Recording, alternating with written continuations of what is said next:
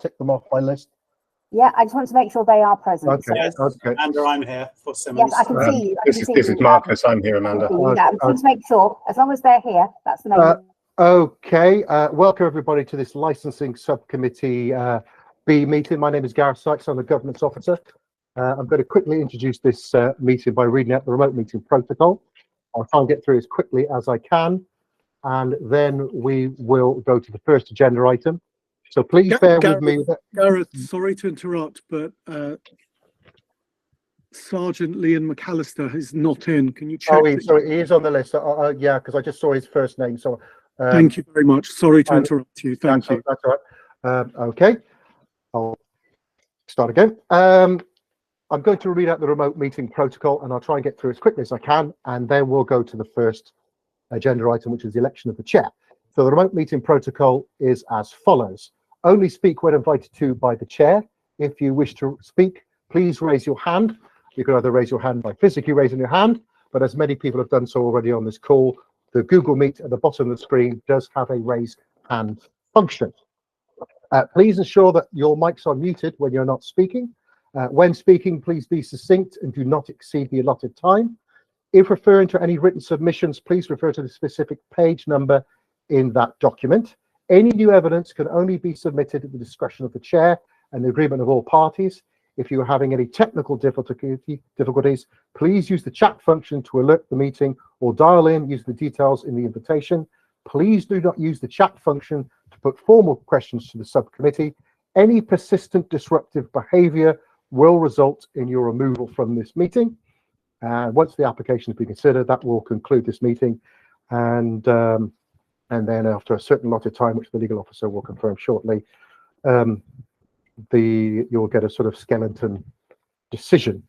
And we have only one item on here. And as I mentioned earlier on, there is only one agenda item on this evening. Apley Chapel has been deferred and is not being considered this evening. Okay, we'll go to the formal agenda, beginning with the first item. Councillors, agenda item 1, can you please elect a committee chair? I nominate Councillor Smith.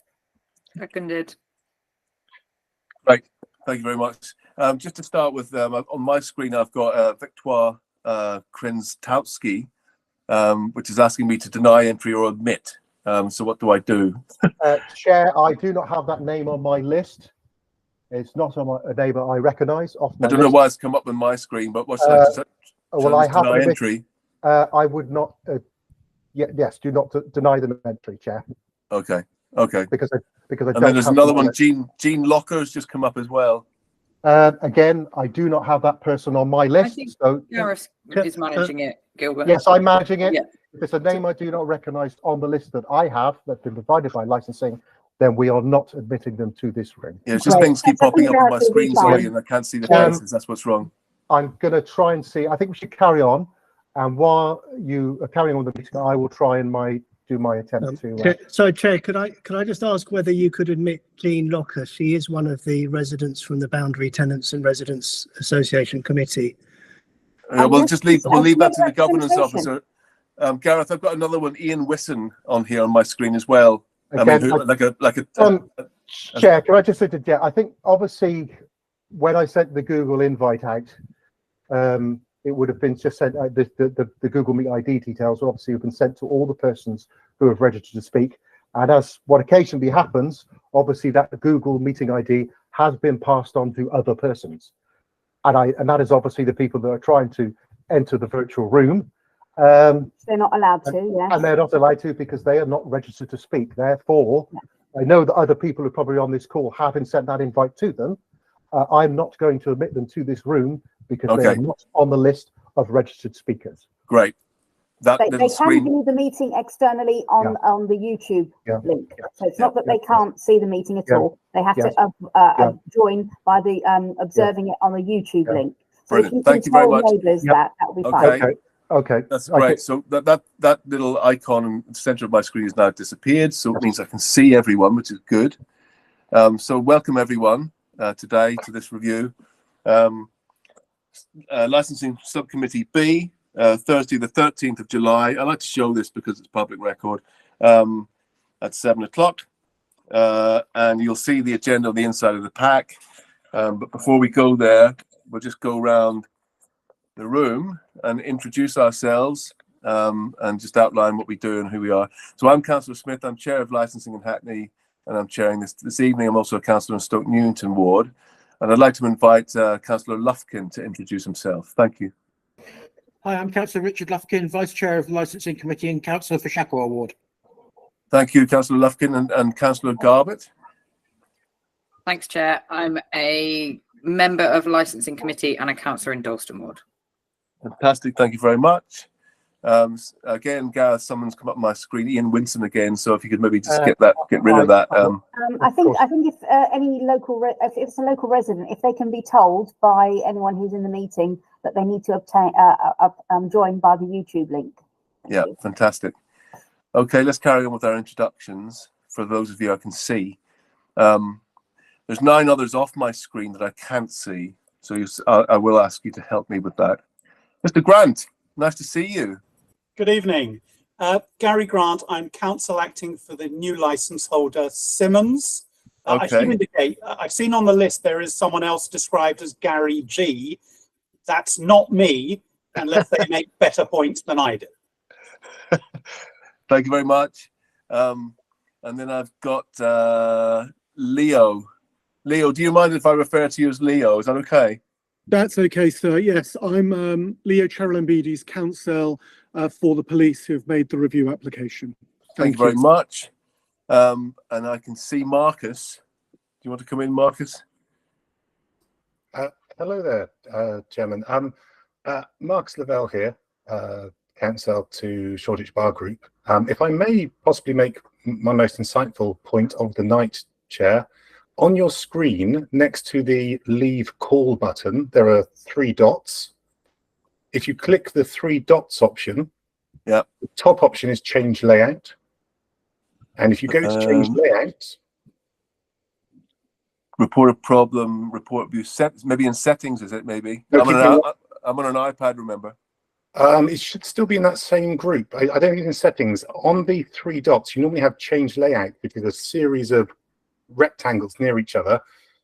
That lets you put everybody on the screen all at the same time. All right. It doesn't seem to be. Hold on. Let me try that again. I think that's only possible in a Android. Yeah, it doesn't allow me to do that, I'm afraid, Marcus. But thank you for that, because that would have been helpful. That would have been helpful. So I think we've encountered this problem before, Chair. So I think we'll just continue as it is. And if you can help me, Gareth. Yes, I will. I've got the names in front of me. So, okay, so just take the ones off as they do introduce themselves, and then you can tell me. You can invite the others if I miss them. Yeah, that's great. Okay, Suba. Hi everybody. I'm Suba Shreed. I'm a principal licensing officer, and I will be presenting the report this evening. Thank you very much, Suba. And Amanda. Good evening. I'm from Legal Services, a solicitor supporting members this evening. Thank you. Thank you very much. And Sean, I think we've heard from you, but we'd like to hear from you again, please. Good evening, all. Sean Giles from Hackney Police Licensing. Nice to see you, Sean. And we've got Mario. Mario does our IT, so thank you, Mario, for all of that. And then I've got the Foundry listed here on my screen. Yeah, hi, that's me. My name is Jonathan Mobley. I don't know how to change the name on the screen, I'm afraid. I'm Vice Chair of the Boundary Tenants and Residents Association. Okay. So, would you like to be known as D7 in this? Or can I call you by your first name? Call me Jonathan. Yeah? Yeah. Thank you, Jonathan. Just writing this down. Excellent. Thank you very much. And then we have Davey. Hi there. I'm a resident and I live on Rivington Street at number 40. And I could see that Victoire and Paul were trying to get in earlier. They're my neighbors at 63 and 65 as well, Rivington Street. Okay. Are you happy to be called by your first name, or do you want to be called D10? Sure. Davey is fine. Thank you. Okay. Thank you very much. Sorry, Chair, to interject. Could I just ask the other persons, if it sounds like you know those people who are trying to join the meeting, I would be grateful if you could sort of tell them that they can't join the meeting because they're not registered to speak. I have already sent them an email, although they did respond to say they had registered, but I did send them an email to let them know. do not recognise them on the name of the list that I have in front of me. Sure. Thank you. Anyway, sorry, Chair. Okay, thank you very much. And Louise? Yeah, for some reason, Louise, we can't hear you. I'm not quite sure what's happening there. Still can't hear you, I'm afraid.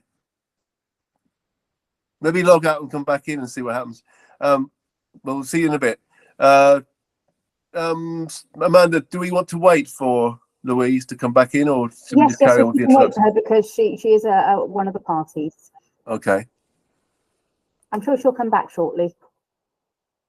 Okay, well, let's just carry on with the introduction. The other, anyway. Mario, if I can just say, I think Louise has been having problems speaking or communicating, so I don't know if she may have to phone in, so I don't know if you can communicate with her.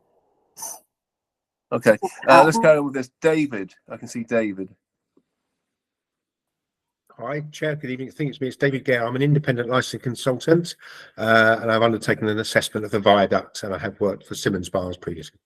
And that was under, remember, Swift, what was it? Swift, you called Swift something or other? Shield Associates we're from. Sorry? Shield Associates. Shield, that was it. Shield, yeah, sorry. That's right. No, you were. And Gary. Hi there. I live I'm a resident of the Boundary Estate. I live on Boundary Street. Okay, and would you like to be called D2, or are you okay with your first name? Gary's fine, thank you. Yeah, I mean, I think it's all on the screen anyway. So, okay, this is where you come in, Gareth, to pick the others that I've missed. I'm going to go from the top of my screen to the right of Gary. Is it Neil McCann, if I pronounced that correctly? Yes, absolutely spot on. Thank you, evening chair. I'm the instructing solicitor to Simmons Bar. And then to the right of you, Mr. McCann, is a Nick Campbell. Hey, Nick Campbell, CEO and founder of Simmons Bars. Okay. Yes, he's a witness. Yeah, he's a witness. Can I just check, Channing from licensing? You did introduce yourself. Not yet. Okay. Good evening, everybody. My name is Channing Revere, Principal Licensing Officer here representing the licensing authority. And apologies if I missed your introduction earlier on. PC Michael Rice. I think Louise Garrett has returned. So just to let you know. Okay. Just to let everybody know on the call, my colleague Natalie Williams from Government Services has joined this meeting just to observe. And then I've got Marcus. I think you may have introduced yourself already. Yeah, we've got Marcus already. Marcus. Mr. Andrew Cantor. Have you introduced yourself already, sir?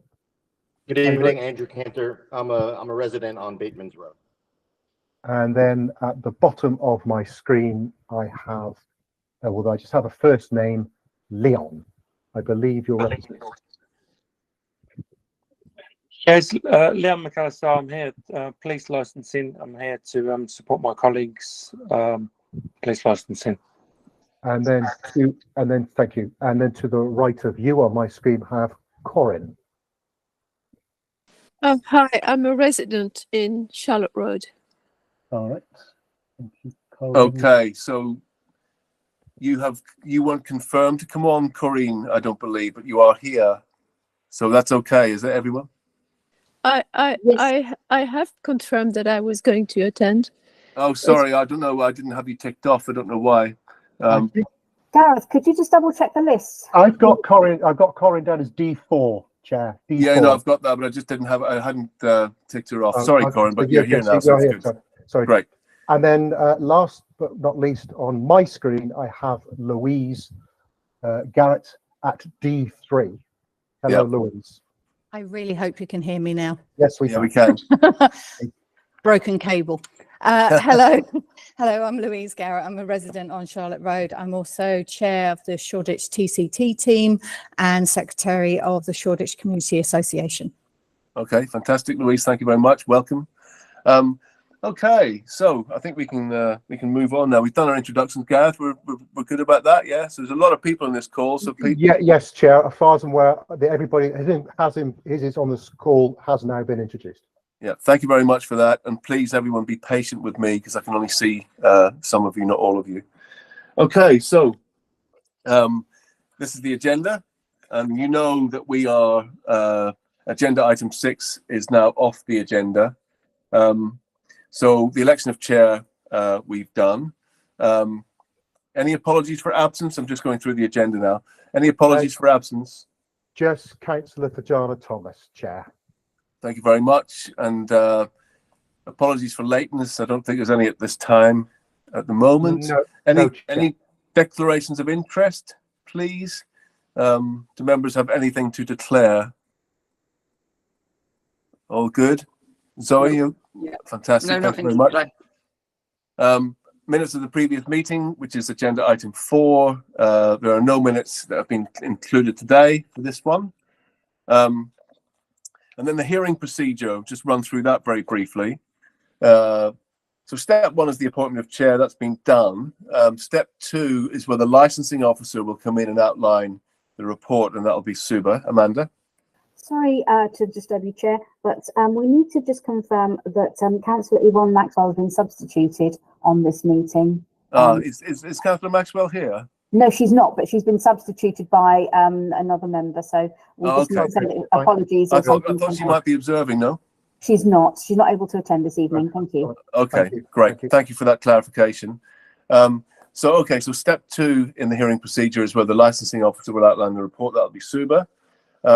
Step 3, the applicant will present their case in support of their application for calling for this review.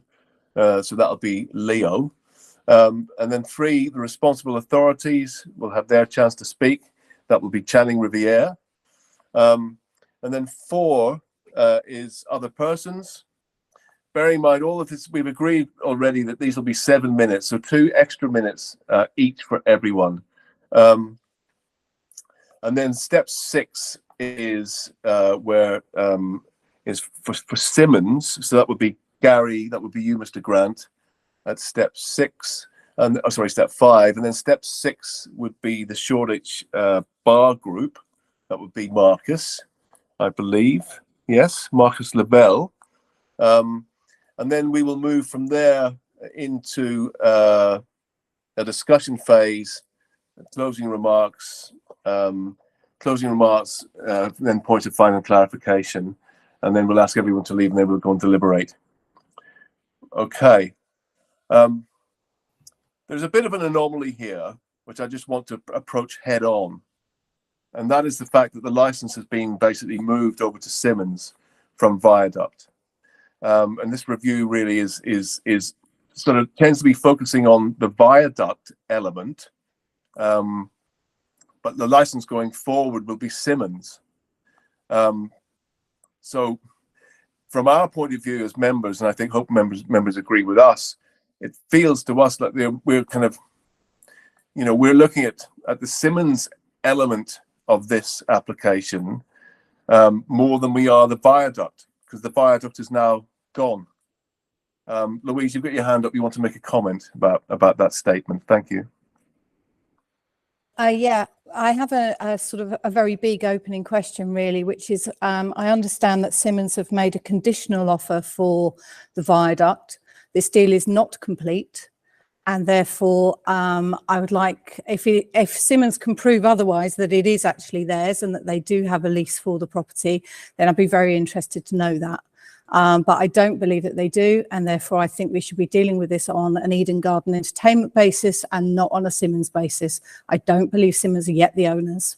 Okay, well, thank you for that. Mr. Grant, can you come in on that point, please? I can, yes. There has been a contract for sale that's been signed. There has been an assignation for lease that have been signed. So the license is in Simmons's name.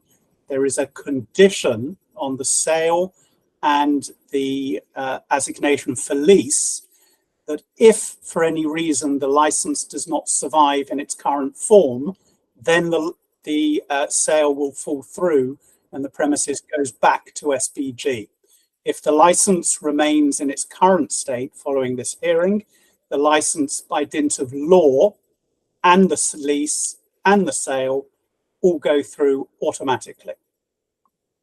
Okay, thank you for that clarification. Louise, does that satisfy your query?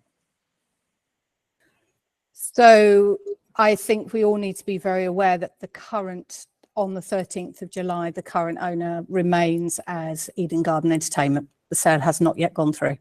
No, If it's conditional on the results of this meeting, as we stand here today, this meeting hasn't concluded. It is still Eden Garden Entertainment who are in the driving seat. That's legally wrong. Okay, Amanda, you want to come in and advise members, please, on this point? It's a very important point. Yes, my understanding is that on the 24th of March 2023, the premises license was transferred to Simmons, and so therefore they currently are the license holders, and they have a leasehold. And I understand that the lease was transferred in April of this year. I think it was the 3rd or 4th of April 2023. So as far as we understand, there is an existing lease in place. And I'm sure that the license holder, Simmons, can confirm that as well. Thank you. Yeah. Okay, I can see a few hands up there, but just bear with me on this because I think it could save us a lot of time.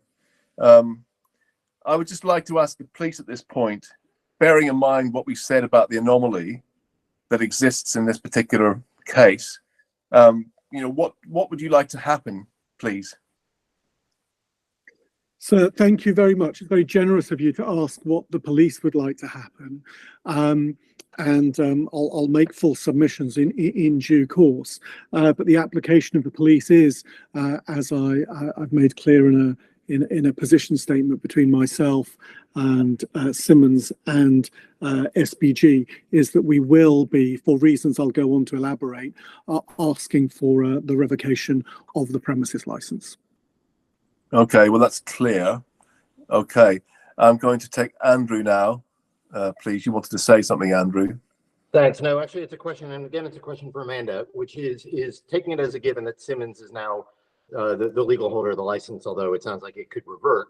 I guess the question is what basis on whatever the corporate entity who now holds the Simmons license able to make representations today? Because it would be my understanding, certainly as a resident, that having not made representations during the consultation period, for lack of a better word, a resident would not be able to speak, all the people who have been left out of the meeting today. I assume that Simmons did not make representations when the period was open last summer because they weren't in possession of the lease. So it raises this question that on what basis are Simmons actually able to speak at a meeting today? The answer is they're the license holder. I understand they're the license holder, but the license holder didn't submit any representations in any event. It's a question for Amanda, really not a question for the Simmons to answer on the council's behalf. My understanding is it's because they're the license holder, they are entitled to make a representation at this meeting. They are an interested party. So although it may have started off as the review between the police and SBG, it's, they as the license holder are entitled to make a representation of some kind. It's a bit like, for example, if you have a DPS, the designated premises supervisor, they may not have made a representation, but because they are employed and they will be the person operating the license, they need to be present to answer any questions and to speak if needed. I understand. Yeah. Okay. But obviously, it's not really possible for Simmons to speak to whatever representations that Shoreditch Bar Group may have made, which then raises the question of on what basis does Shoreditch Bar Group be present and be able to speak, given that they're no longer the license holder? Yeah, Andrew, this is exactly the anomaly I'm talking about. So thank you for those questions. Thank you. Louise. I'm sort of very much seconding Andrew's thought here, which is I don't think because so much hinges on the outcome of this meeting, there is a £1 million bar in the balance here that if the license is removed this evening, Simmons will move out of the deal. They won't go forward with the deal, and they have that written into their contract that they can walk away from this deal.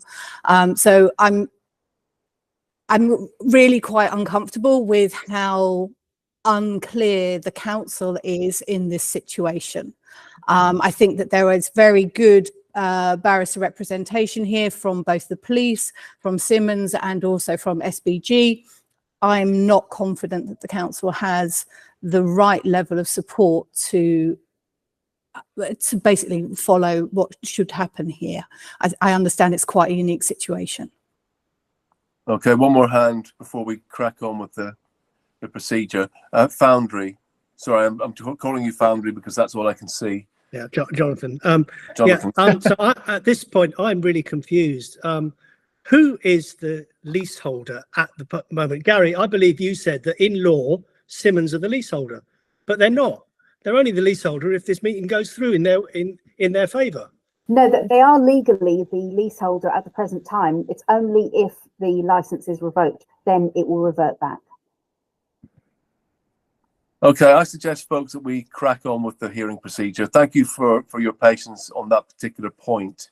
You know, members are there. We are a little bit confused as you are, to be honest with you, but that's why I'm sort of seeking a bit of clarification over this.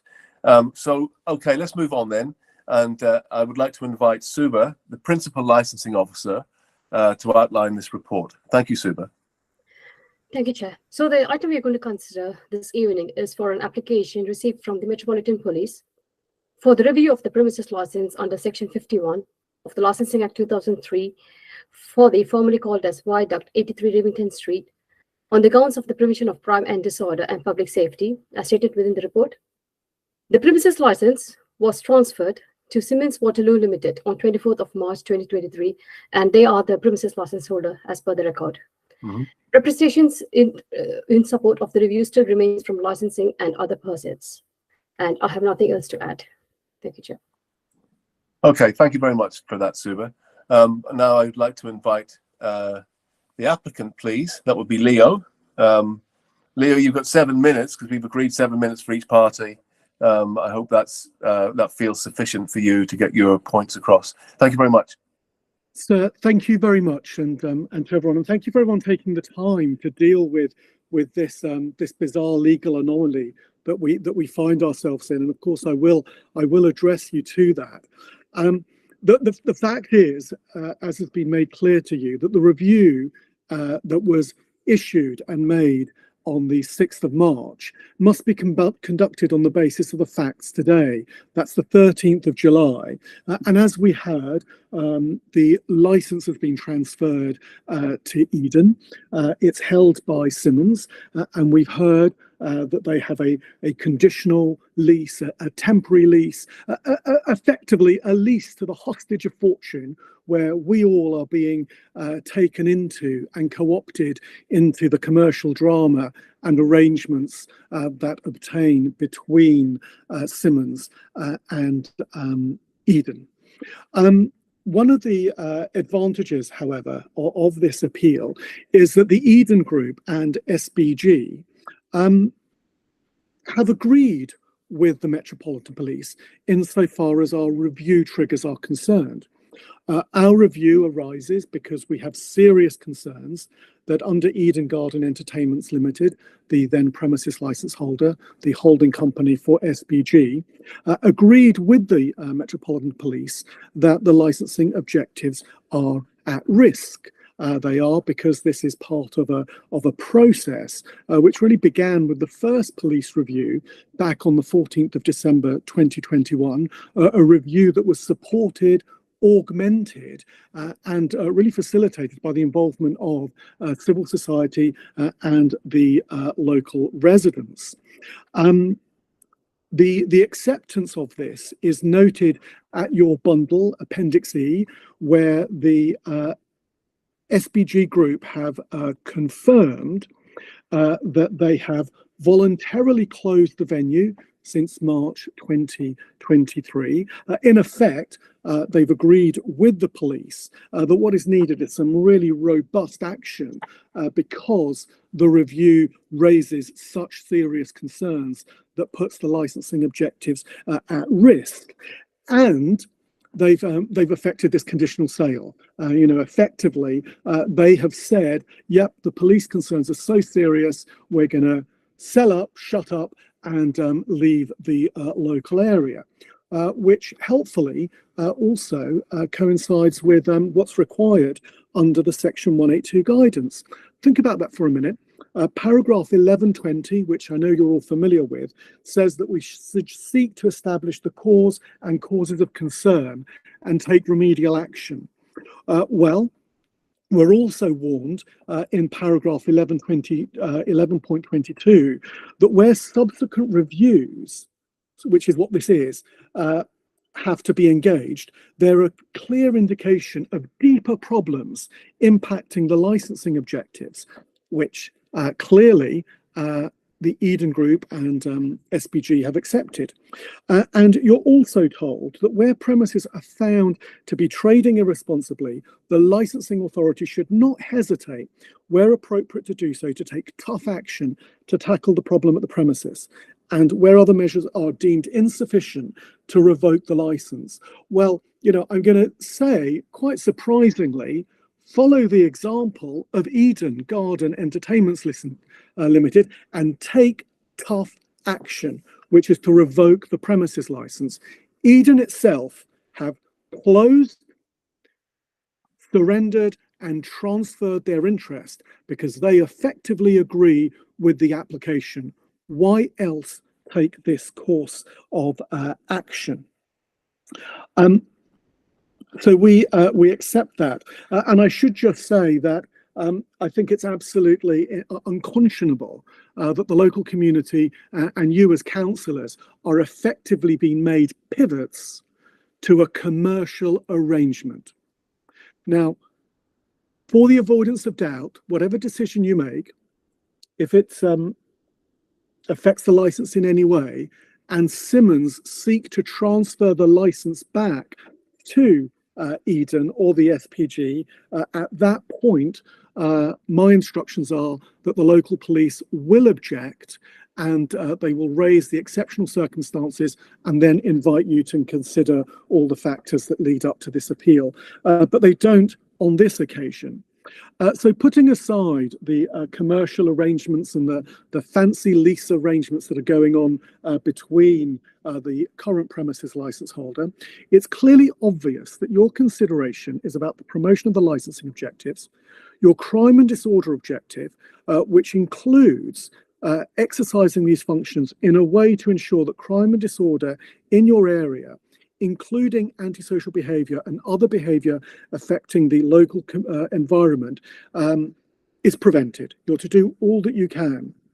Commercial matters are not relevant. You know that from 14.9. You know from 11.22 that it is the wider interests of the community and not of the individual licence holder that are relevant. And of course, you're reminded about this at 9.38 and paragraph 1.5 of the Section 182 guidance, which says that there's a key aim, key purpose that's vitally important, which includes making sure that your licensing procedures— You have 1 minute left. Your licensing procedures admit civil society and full participation by local residents. We don't take issue with Simmons per se, we don't, but reviews are about a legitimate and lawful deterrent, and also a fresh license application, which effectively what this is, should be done under full democratic scrutiny and full participation.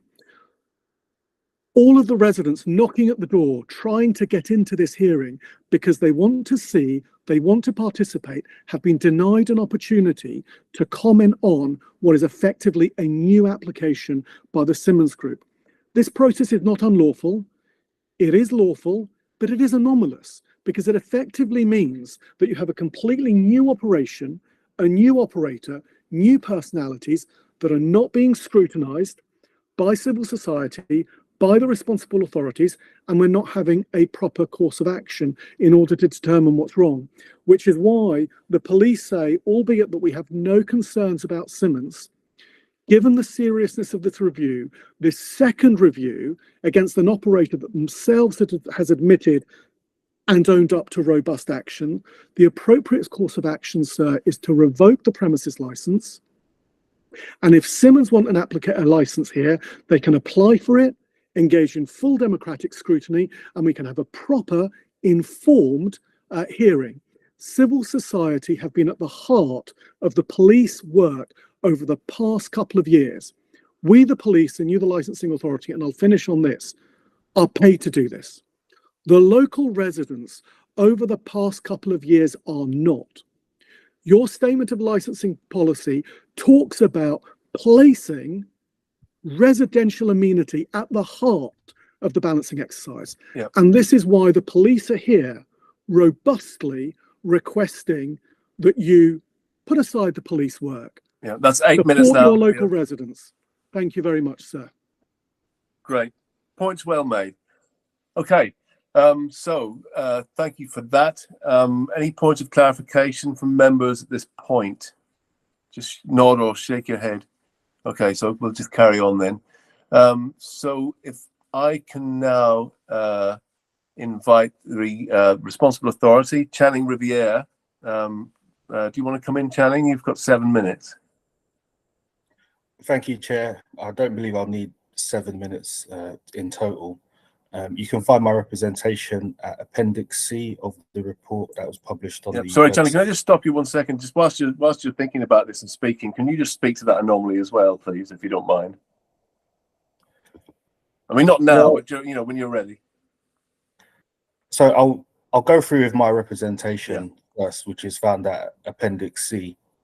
And historically, the issue that we had with the premises was when it was cargo, that was a premises that raised a lot of issues.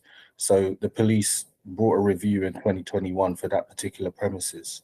Now, following that review, with lengthy engagement, mediation with the premises and local residents as well, the review ended up being settled by consent order. So we're well aware that the operators, SBG at the time, are well aware of the conditions that were negotiated for the consent order, what the requirements were, how long they've been in the Shoreditch Special Policy Area, and the impact of what they said to us was reframing the actual business away from a nightclub into a sort of alternative model of business. Now, we're extremely disappointed to find out that the police had the reason to submit this review again, because it sort of undermines all the work and time that we put in before in order to try and help and educate the licensee, which is part of our role as well. But it shows that we can't really give a foundation of confidence to that operator, and in that we support the review that the police have brought to for the premises. Now, in the situation where the license has been transferred, but the new licensee, if you like, is effectively not yet operating the premises, we don't really have any idea of what the new licensee intends to do. So even though we made representations on the police's review application, we haven't had any engagement or discussion with Simmons about what it is they intend to do to go forward. So the anomaly for us is the same that I imagine it would be for local residents, where we don't have any idea, and what Leo points out, that perhaps it should be a new application, is something that I would agree with, because then it would have the opportunity of the full public scrutiny. All the responsible authorities will be able to take a view on whatever activity it is that Simmons would be carrying out. But as it stands now, all we have on our record of this premises is from cargo to viaduct, and what we've experienced historically with that, and that's the basis of our representation, Chair. And nothing further to add.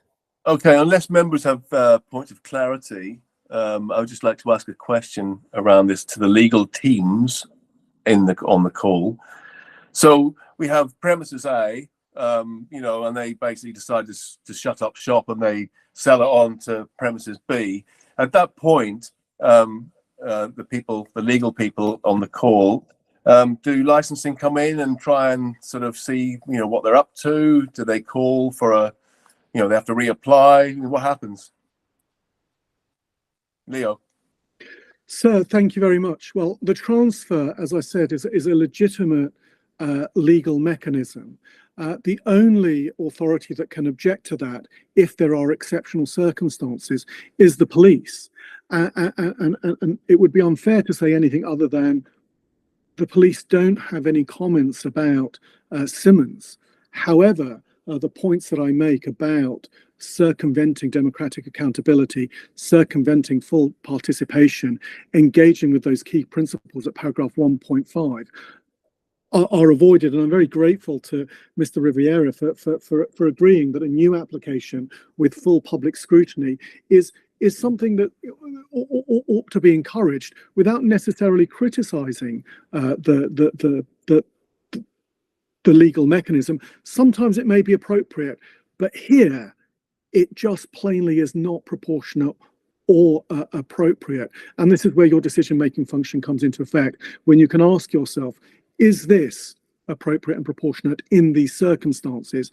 And we say, for the reasons that I've set out and adopted by Mr. Riviera, the answer is no. Okay, thank you, Amanda. I'll bring you in to Mr. Grant, because I know you had your hand up. Amanda. Chair, I don't know if you wanted to get clarification from Leo as to why the police granted the transfer to Simmons. Well, I was going to ask that after Mr. Grant came in, Amanda, but thanks for that question. Let's leave that question and park it for a minute. The question is, why did the police not object to the transfer application? And I think on page 247, the foundation of the police's review application is no longer present. Hold that thought. Mr. Grant. Section 42 of the Licensing Act permits a transfer of a license to take place. That's what's happened. The law permits that to happen in good times and in bad times. For example, when a license is under review. That's what the law permits. That's not a clever mechanism. The police have the power to object if they believe that the transfer will lead to the undermining of the crime and disorder objective. The police listened to that transfer application, received it, considered it with the usual care, and decided not to object. In other words, if the license is in Simmons's hands, that does not, in the police's opinion, undermine the crime and disorder objective. And this rearguard action to somehow resile from that position, frankly, is confusing and confused. Okay, Leo, I assume you would like to come back on that. So why did the police not object to the transfer application? The grounds for objecting, as Mr. Grant points out, are in exceptional circumstances that the police believe that crime and disorder objectives will be undermined. Now, insofar as Simmons is concerned, I'm happy to confirm that the Simmons have a good relationship with the police and we have no particular issues. What we do have issues with is using this review in a way to circumvent those processes. The police can only really object on those narrow grounds, and it was felt it wouldn't be appropriate or proportionate to object on those grounds. Now, it may well be that when Simmons, and if Simmons applied for a license at this venue in this location, in consultation with Simmons, the licensing authority, wider civil society, the police could take a wider holistic view. But for the purposes of the review, as Mr. Grant says, in good times and bad times, it's appropriate. There's a far wider picture here, which is that the police would be wrong to consult with the other responsible authorities, licensing, environmental health, because their experience would be outside crime and disorder. It would be wrong to consult with local residents because their concerns would be far wider.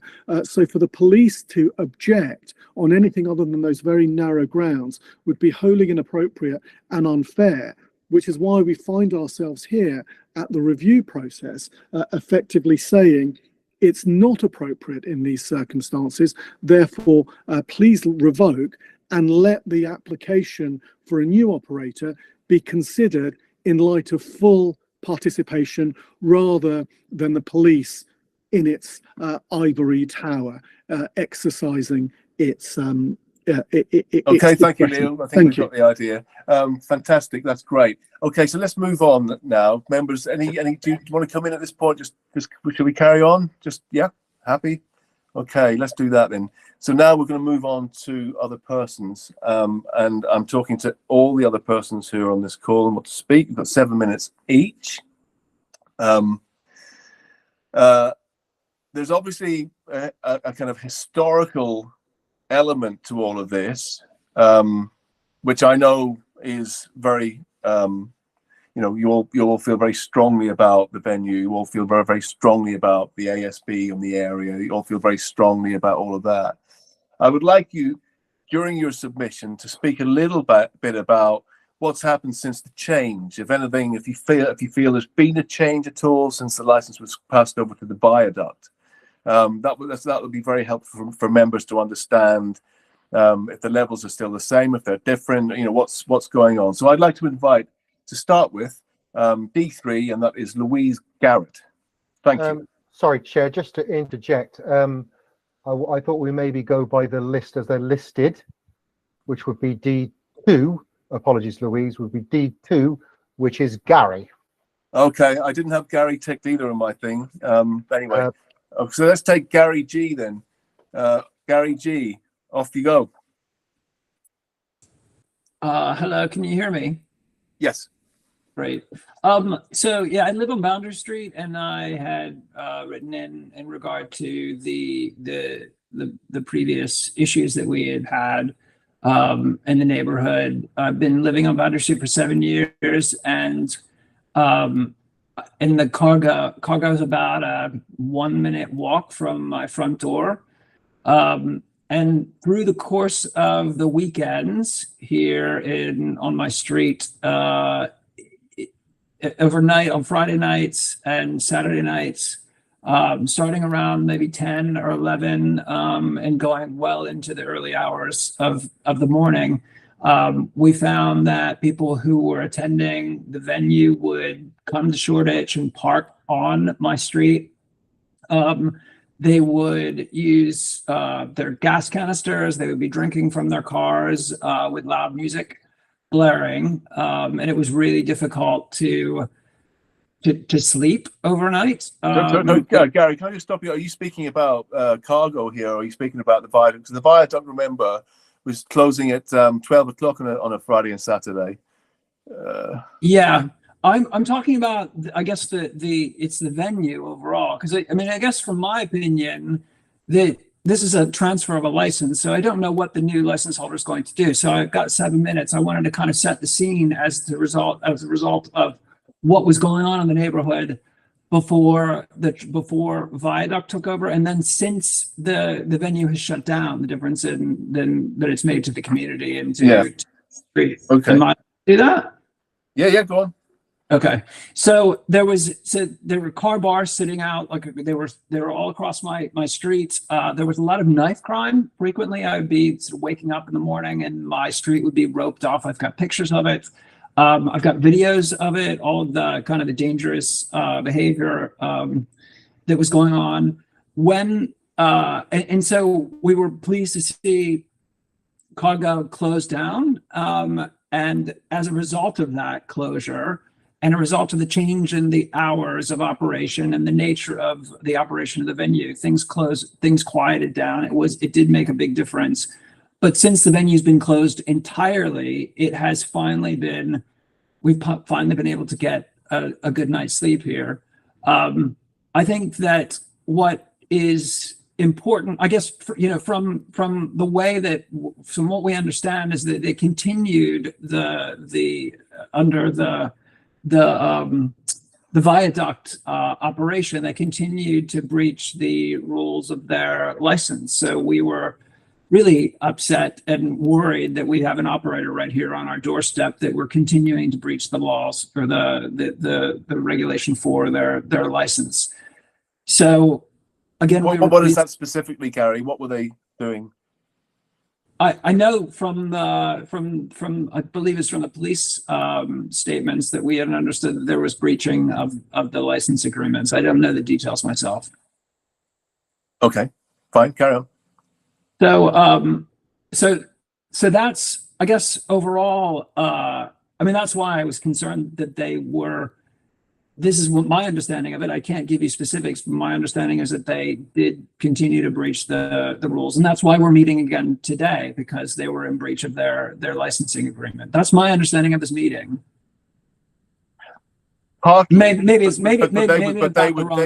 would possibly argue, they would argue a different take on that. But anyway, Amanda.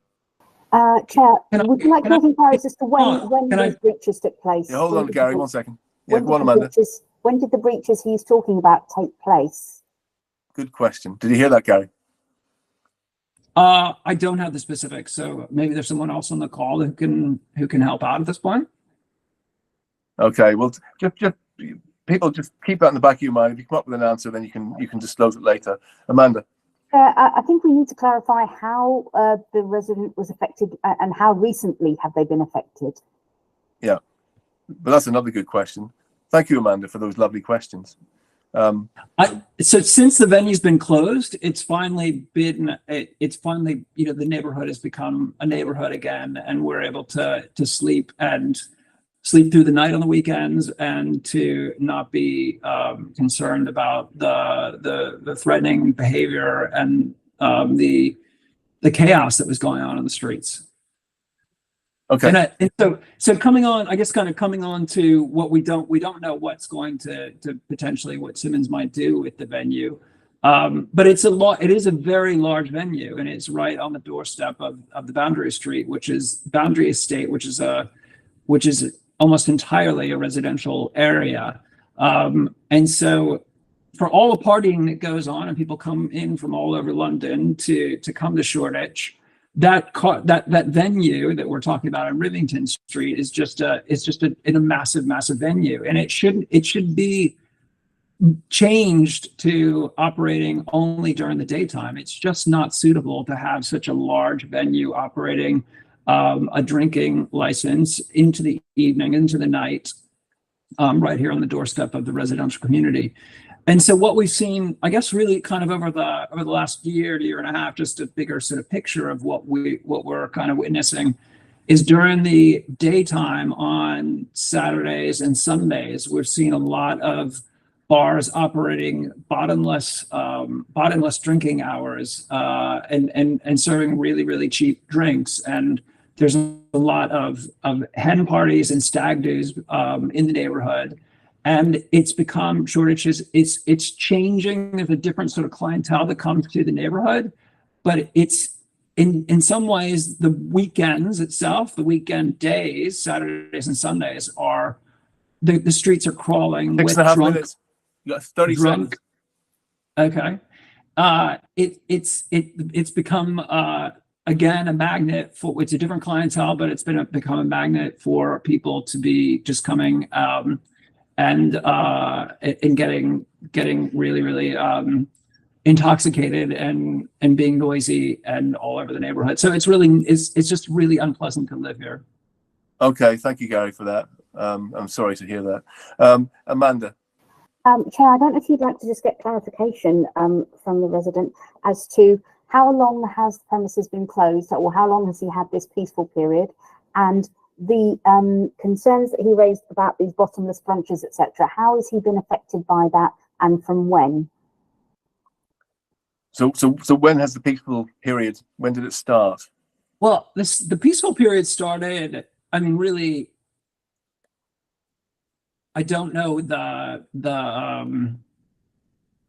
month that it happened, but I would say it's within the last 12 months. Okay, because Foundry, do you want to come in on that one, because you probably know, don't you?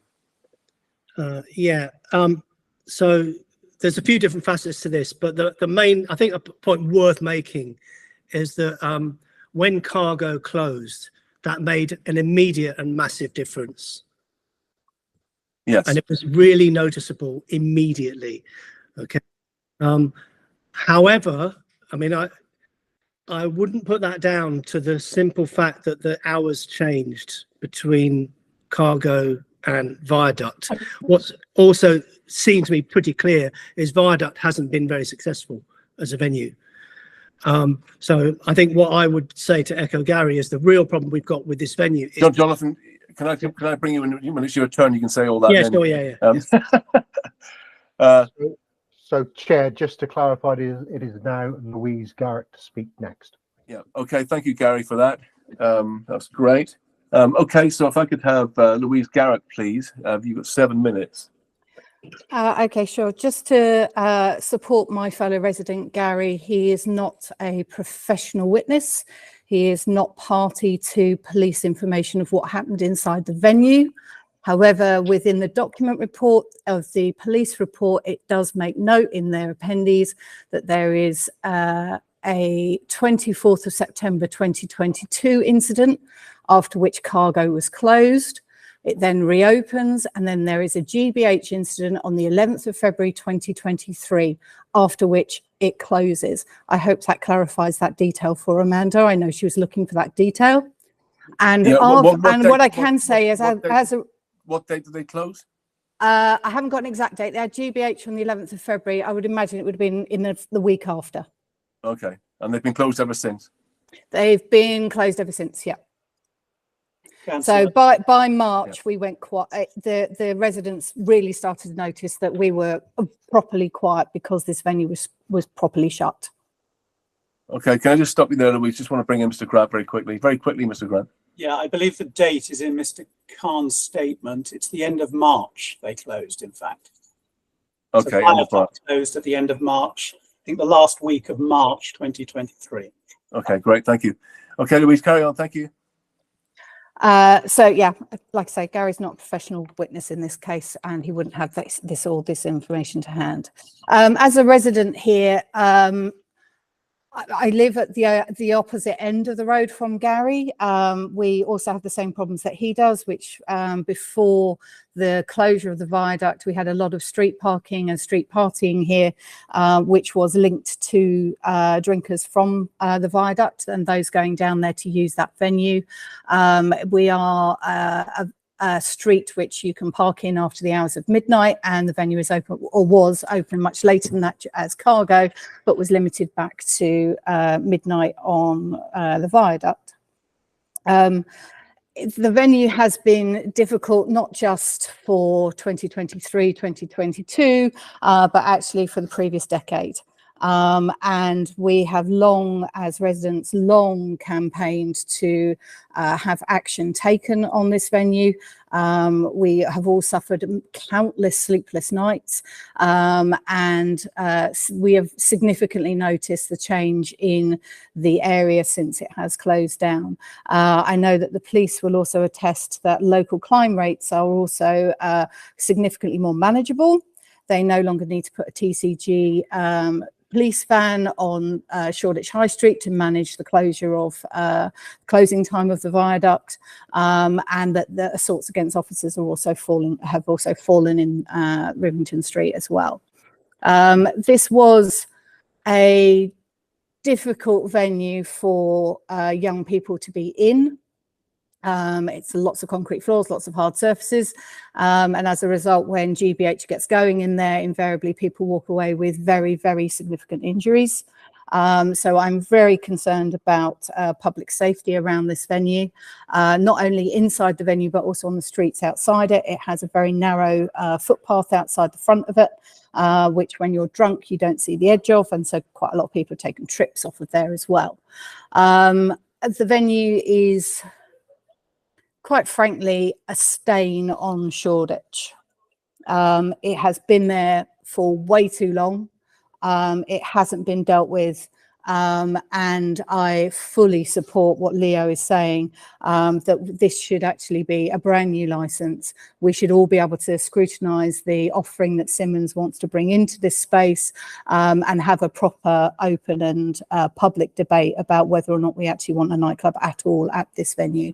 And that's really all I've got to say. Okay, thank you, Louise. That was well within your time. And you've got another couple of minutes if you want. I mean, it's up to you. No, I think I've said plenty about it. It's Okay. just a really difficult venue.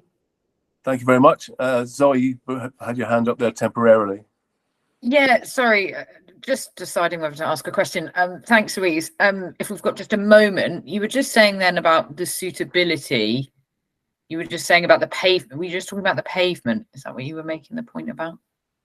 It's got a pavement outside, which is about 1/2 metre away from the wall. It's a railway arch, effectively, with an exit door that brings you out into the roadway of the railway arch. And there's only about 50 centimetres between the wall and the road, and then the curb is about yay deep, and so people keep tumbling off the top of it. They just don't see it when it's crowded. They just don't see it and they step off it. Okay, happy, Zoe, for that? Yep. Okay, so let's move on to D4 then. Gareth, I presume that's correct. That's Chair, just before we go on to Corin, I noticed that Andrew Cantor has raised his hand, Chair. Yes, Andrew, do you want to pop in very briefly, because obviously you will get a turn in a second. You're coming up, Andrew. You're frozen as well, by the way. I'm happy to wait. Sorry, excuse me. Okay. Yep, thank you. Yeah, I didn't notice that, Gareth, but I knew he was talking later, so that's why I didn't call him. Okay, so Corinne, it's your turn. Off you go. Thank you. Yes, it's very difficult to comment on anything to do with Simmons here because we have no idea. It's not, and I fully support a brand new license application. I support Leo's comment in that. What I can say is I would confer with the other residents. I'm a resident there in Charlotte Road, and so when the venue was opened, people dispersed not just towards Shoreditch High Street, but they also dispersed down Rivington Street, into Charlotte Road, into towards Old Street, all the way, and they just stayed there and stayed in the street and picked up their cars after the venue closed. So there were car bars and drinking in the car and laughing gas and all of that. So since the venue is closed, there's much less of that. And it's the scale of that. It's a huge scale, and so it's not appropriate at all with these confined little streets, and the dispersal doesn't work. And so I don't know what to comment on, because the new application is not there to be commented on. And it should really be a proper new application if it's going to be another license holder. All I can say is that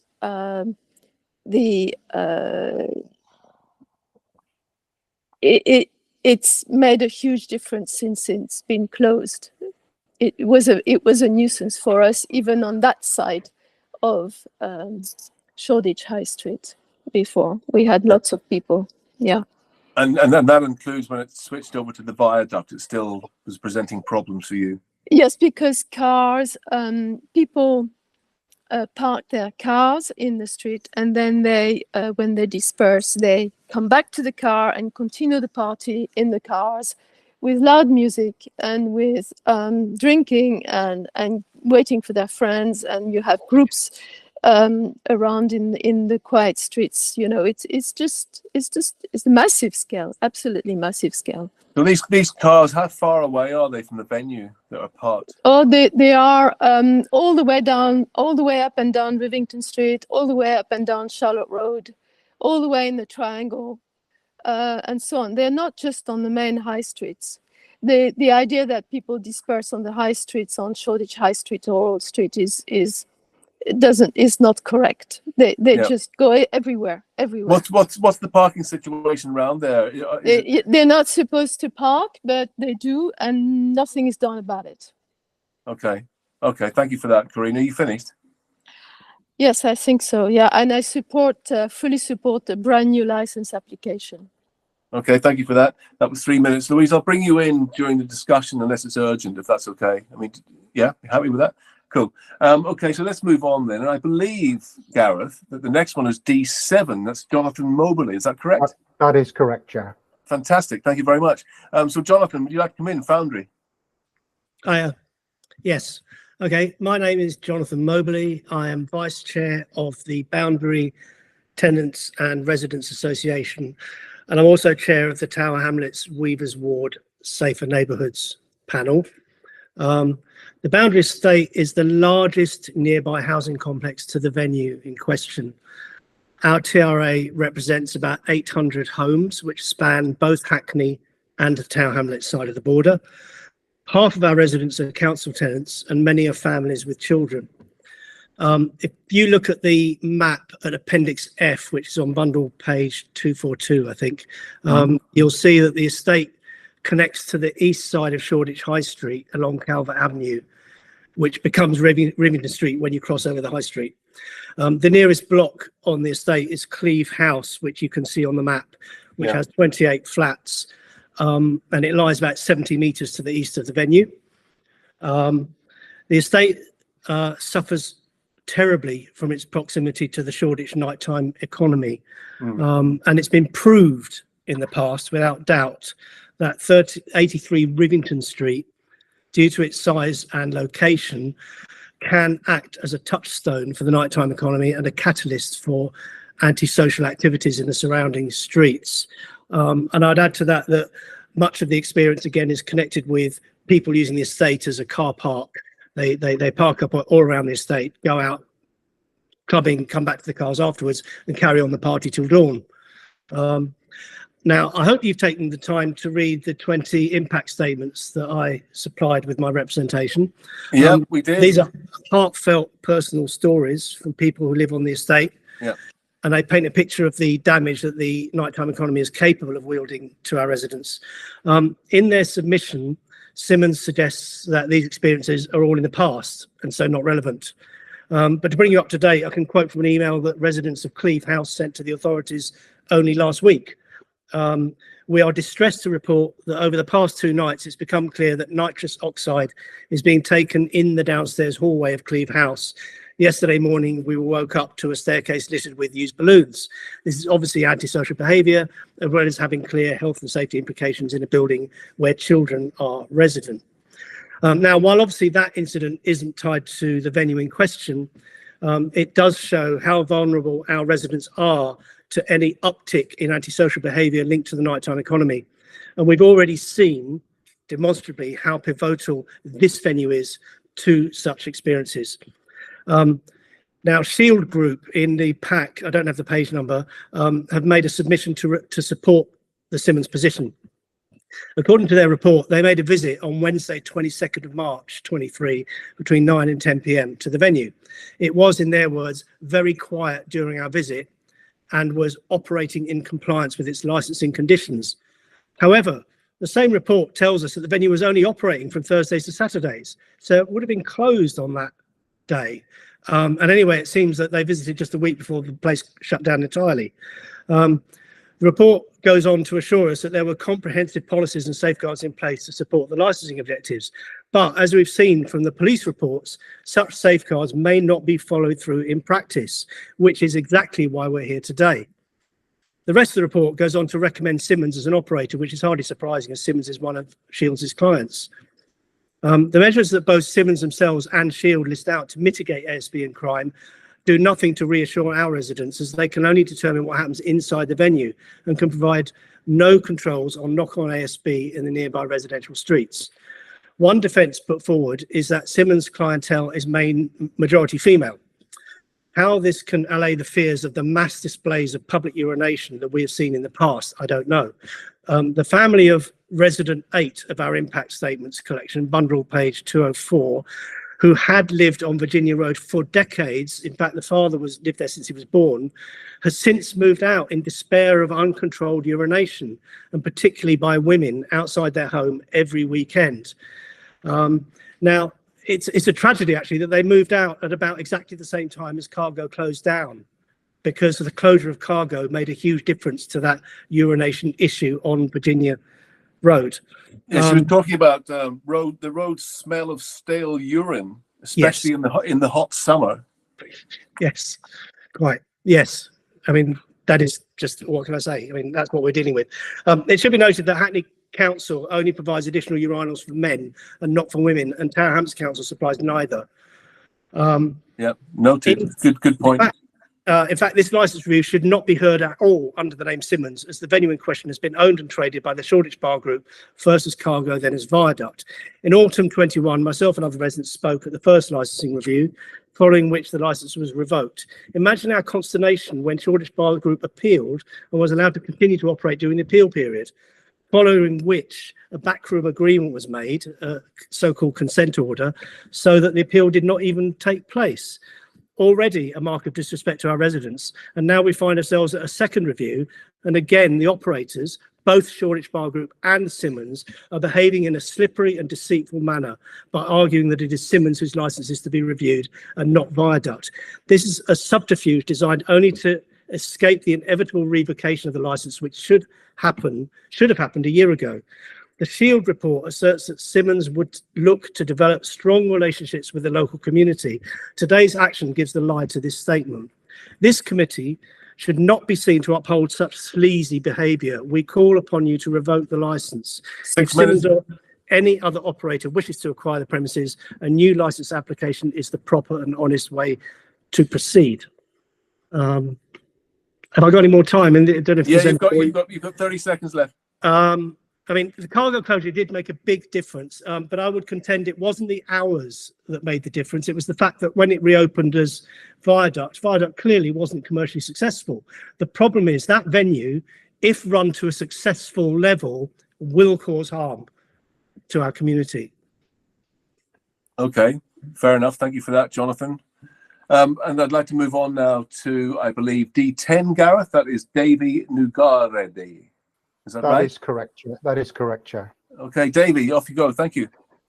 Thank you, everyone. I would like to echo everything that the residents have already said about the difficulties that we've experienced with Cargo Viaduct for the last 10 years. And the main significant point here is that the day they stopped trading in March, probably in February, March, the streets have been a lot quieter and across the Shoreditch Triangle, but people need to understand that when those punters who drink leave the premises, the noise does not stop and the disturbance doesn't stop at the last order. A problem starts to occur when people are dispersing in a state of ebriety in the little streets, and those streets are pretty well lit, but they're quite small and narrow, and there's a lot of drug taking, a lot of vomiting, a lot of defecating on people's doors, a lot of brawling, fights. It's relentless. And if the councillors want to have a few videos, we've got hundreds that we've passed on to the police. So I think you can have a look, and for your own interest to really experience what we're experiencing at 1 a.m., 2 a.m., 3 a.m., sometimes up till 4 a.m. The difficulty that we have is that a few years ago, the Northern Line became an all-night line, which is great. It's fantastic for Londoners. And we've got Old Street, which is one of the largest tube stations just up from Rivington Street. I want to go back to the point of saying that we don't know Simmons. We actually know them very well. They're very, very successful business. And I think the gentleman, the honourable gentleman who runs this business is in the meeting today, and I have to commend you because I run my own business as well, so I can see the phenomenal expansion that you've had in London. You have got 25 venues in London, very, very, very successful, and you also have 2 venues in Shoreditch already, so we know you.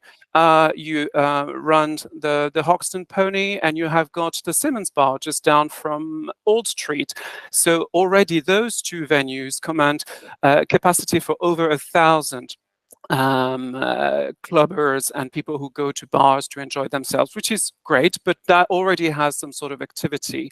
Having Simmons taking control of Cargo and the Viaduct is a serious concern for us, because that would create an encatchment of over 4,000 Simmons bar goers in the area. Simmons is known for very, very cheap drinks, for happy hours that starts at 4 p.m. in the afternoon.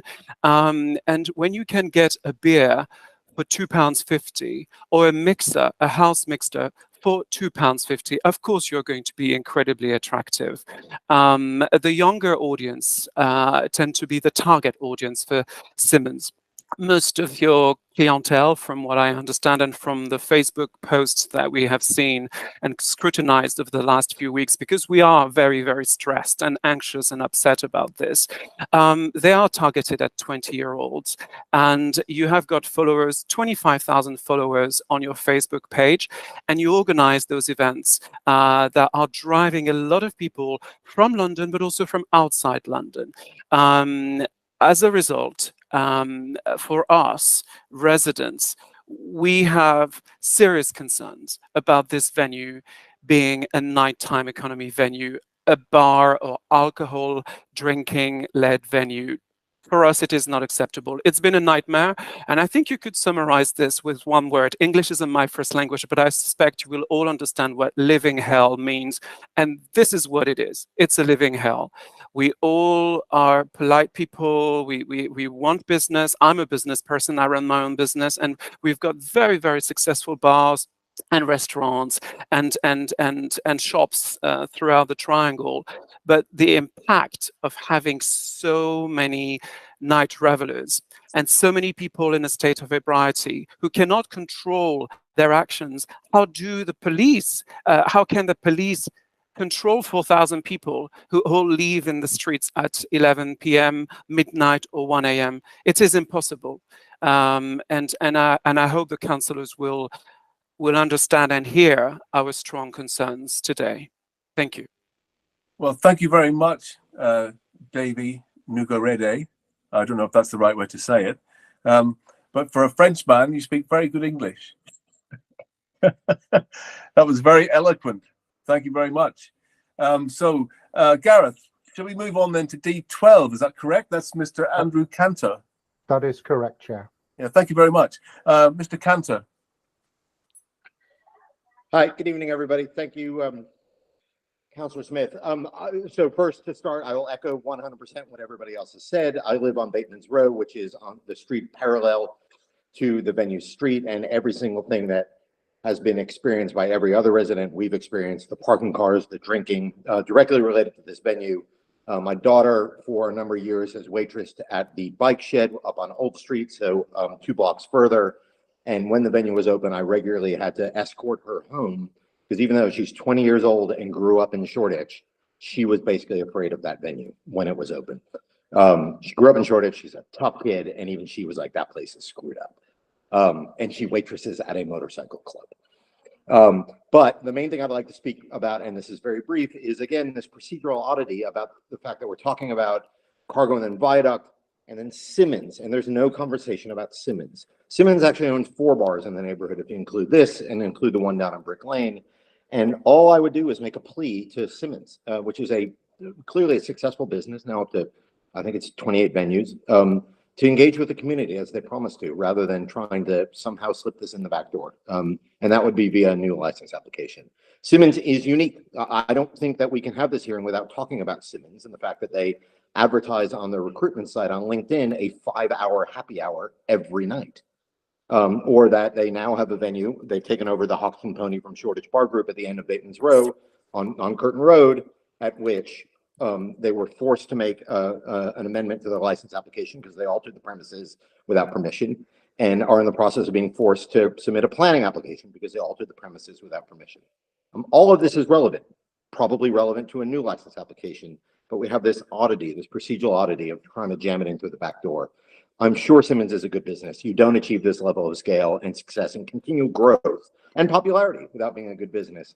But I would make the plea to Simmons to actually say at this point to turn around, admit that this place is a mess, and figure out a way to get it open on your own terms as your own licensee. Don't try to jam this in the back door. Those are my only comments. Thank you. Okay, thank you, Mr. Cantor, for those. Great. I think, Gareth, as far as I'm aware, we've gone through all the other persons. Is that correct? That is correct, Chair. We just have now, I believe, Mr. Marcus Lavelle left. I think we've got Mr. Gary Grant as well. Okay. Yes, Chair. Sorry. Yeah. I would like to propose. I'm being selfish now, but I need the loo, folks. Could we have a 2-minute comfort break? Is that okay for everyone? So we'll just come back in 2 minutes if that's all right. Sorry about that. These things happen. Thank you very much. See you in a minute. So obviously the live recording will continue, but Mario, I believe there's a temporary screen that comes up on YouTube, I believe. I'm not sure if Mario can hear me. I'm hoping he can. All right, I have a message from Mario. Okay, Mario. Well, I'm not sure if you heard me, but just to say, I understand we're going to take a 5-minute break, but obviously the live stream will continue. So once we've had the break, we will return.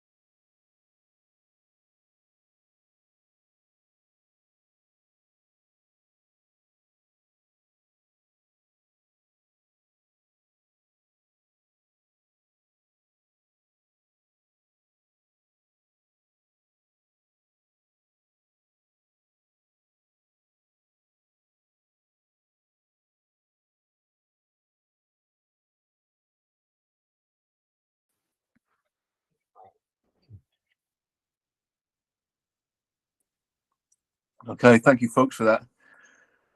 I presume everyone's back. Well, I don't have all the councillors on my screen, Councillor Smith. Okay. I'm just conscious of the sort of people who may be watching at home on YouTube. Obviously, we're just on a very, very short break, and then hopefully we'll continue proceedings very, very shortly. Okay, so I think we're all ready to go. So I'd like to call Mr. Grant. I think Simmons, isn't that right? Yes, that would be step 5. So, Mr. Grant, off you go. You've got 7 minutes. Councillors, I don't mean to upset you, but I know I will. The important voices in support of the police review, as well as the police, have now spoken for 52 minutes. I cannot do justice to those important voices in 7 minutes, or indeed meet the police case or make a positive case. I'll do the best I can, but I would ask for some grace with speaking time limits so I can put across my client's case fairly.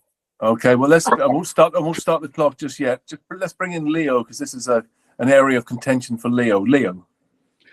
So the law is very clear. Regulation 24 of your hearings regs state the authority must allow the parties an equal maximum period of time in which to exercise their rights provided for in Regulation 16. Regulation 16 is that each party, that's anyone that's made a representation, is entitled to respond or to question a party if given permission, or address the authority. We are all in the same category, whether we are police, licensing authority, or local residents. We are entitled to an equal maximum amount of time. I'm sure Gary Grant is very competent and able to summarise his case in the 7 minutes allocated, albeit that the local residents have spoken as a chorus. Their themes are pretty much the same and are relatively straightforward. So, sir, if you are going to ignore the very clear legal requirement of Regulation 16, can you please give clear legal reasons why you don't think the law applies to you and to this hearing? And indeed, if or the police can give my contact details to the representatives from civil society, and I can advise them of any of their legal rights.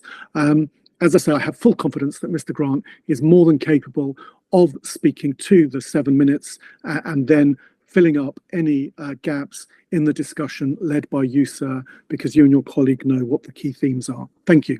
Okay, Mr. Grant. Councillors, it's far too late to be quoting regulations, but since Mr. Sharon Embedis has thrown down the gauntlet, I would also refer your legal advisors to regulations 31 and 32 of the hearing regulations that indicate you can depart or make an irregular decision if it's in the interest of fairness. Ultimately, the role of this committee is to ensure a fair hearing.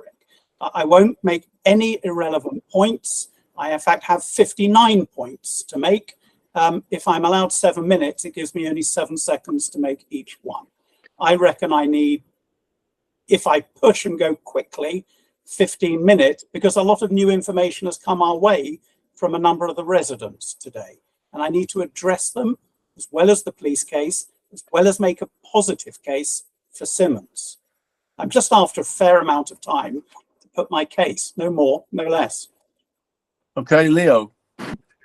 Well, sir, for every minute after the 7 minutes, I request the same luxury as required by the law to be given to the police, the licensing authority, and all the members of civil society that have turned up here tonight in their own time in order to ensure that we have a fair hearing.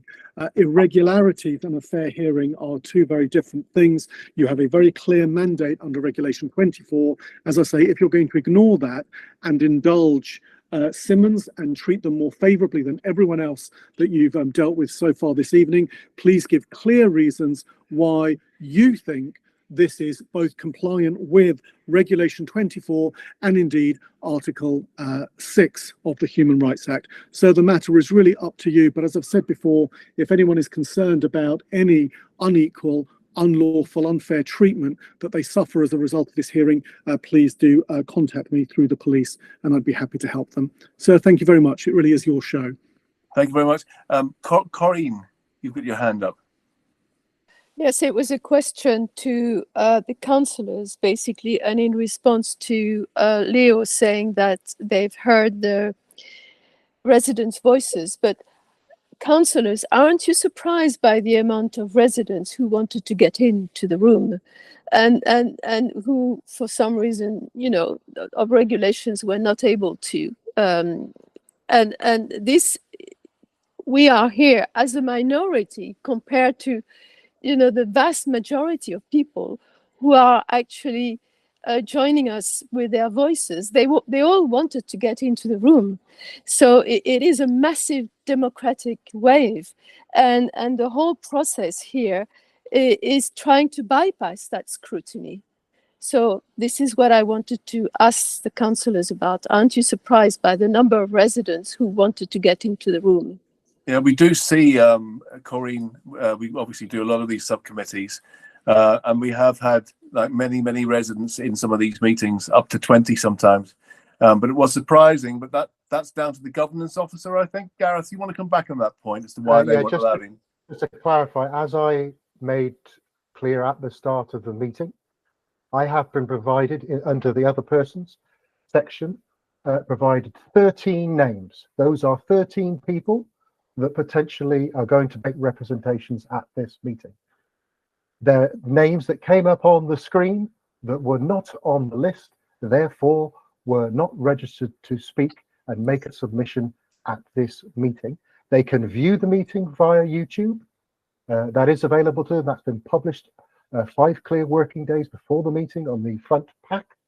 But if they are not on the list of names that I have in front of me, provided by licensing, and they previously contacted the licensing service, as Corinne, as Andrew, as Louise have done, for example, then if they're not on that list of names, then they will not be admitted to this virtual room to speak, but they can observe the meeting proceedings via YouTube.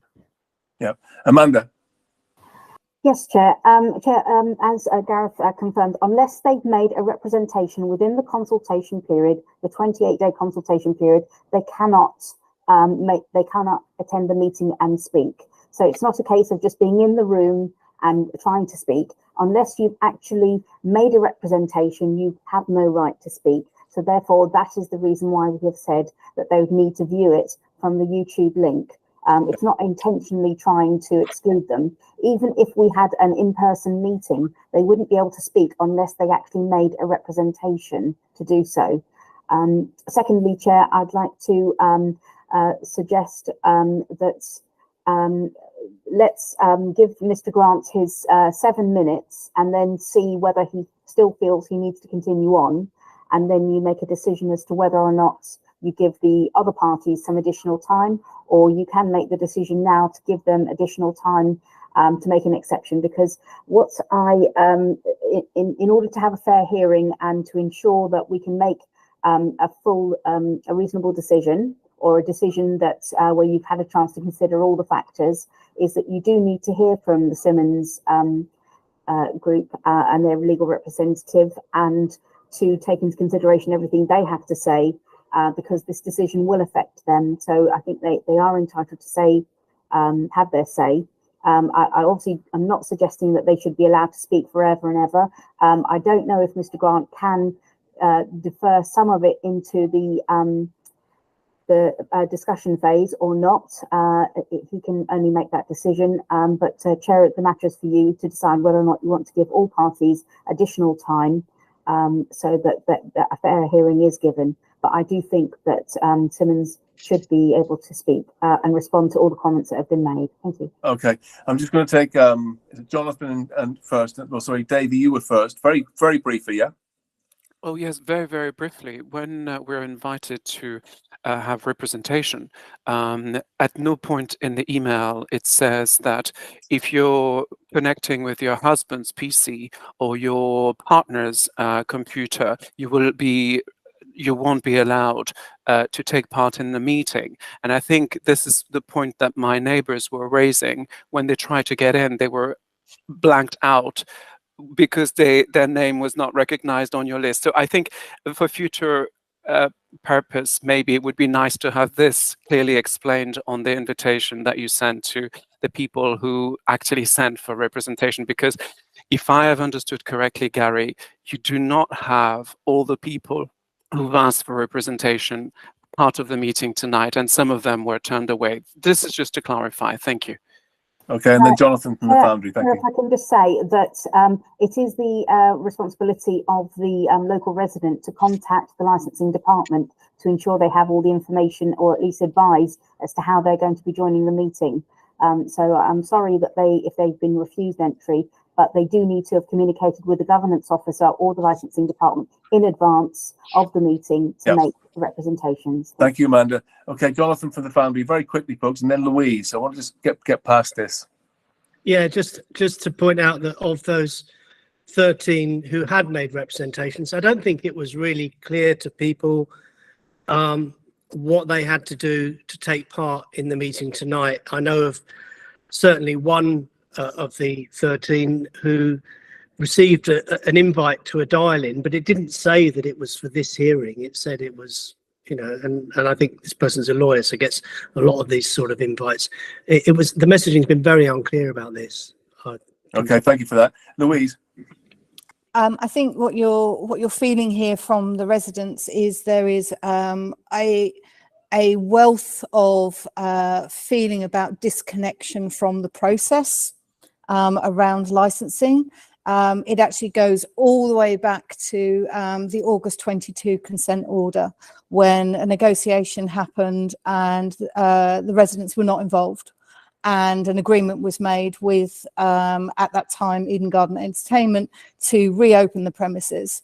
And that was made against the wishes of the residents and had zero involvement from the residents. We were not invited to contribute to that. We were then subsequently invited to contribute to a review by April 23, which is best part of 9 months later, during which time we'd suffered that venue yet again because it'd been reopened. Thank you.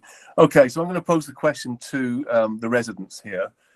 residents, all of you, do you feel like you've been heard this evening?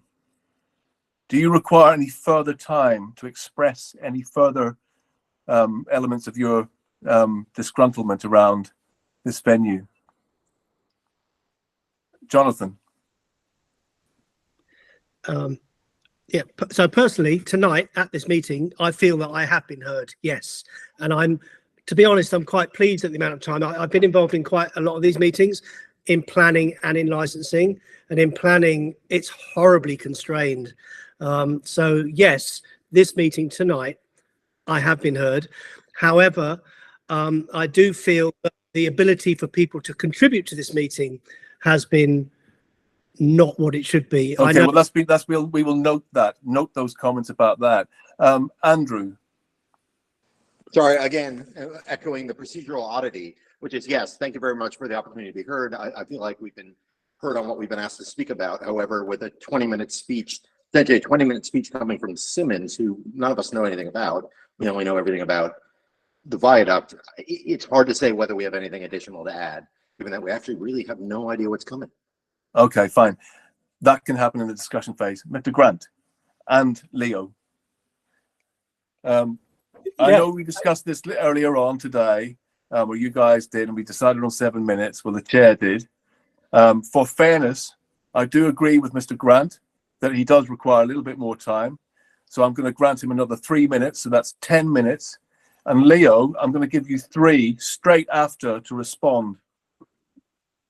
Okay? So thank you. Great. Mr. Grant, you've got 10 minutes. I act for Simmons Waterloo Limited only. I do not speak for SBG, the old license holding group, who the review was launched against and focused on.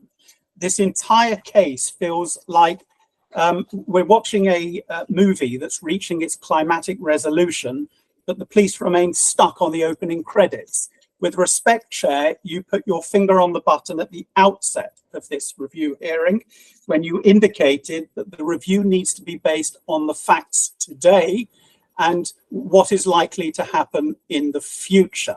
That is exactly right.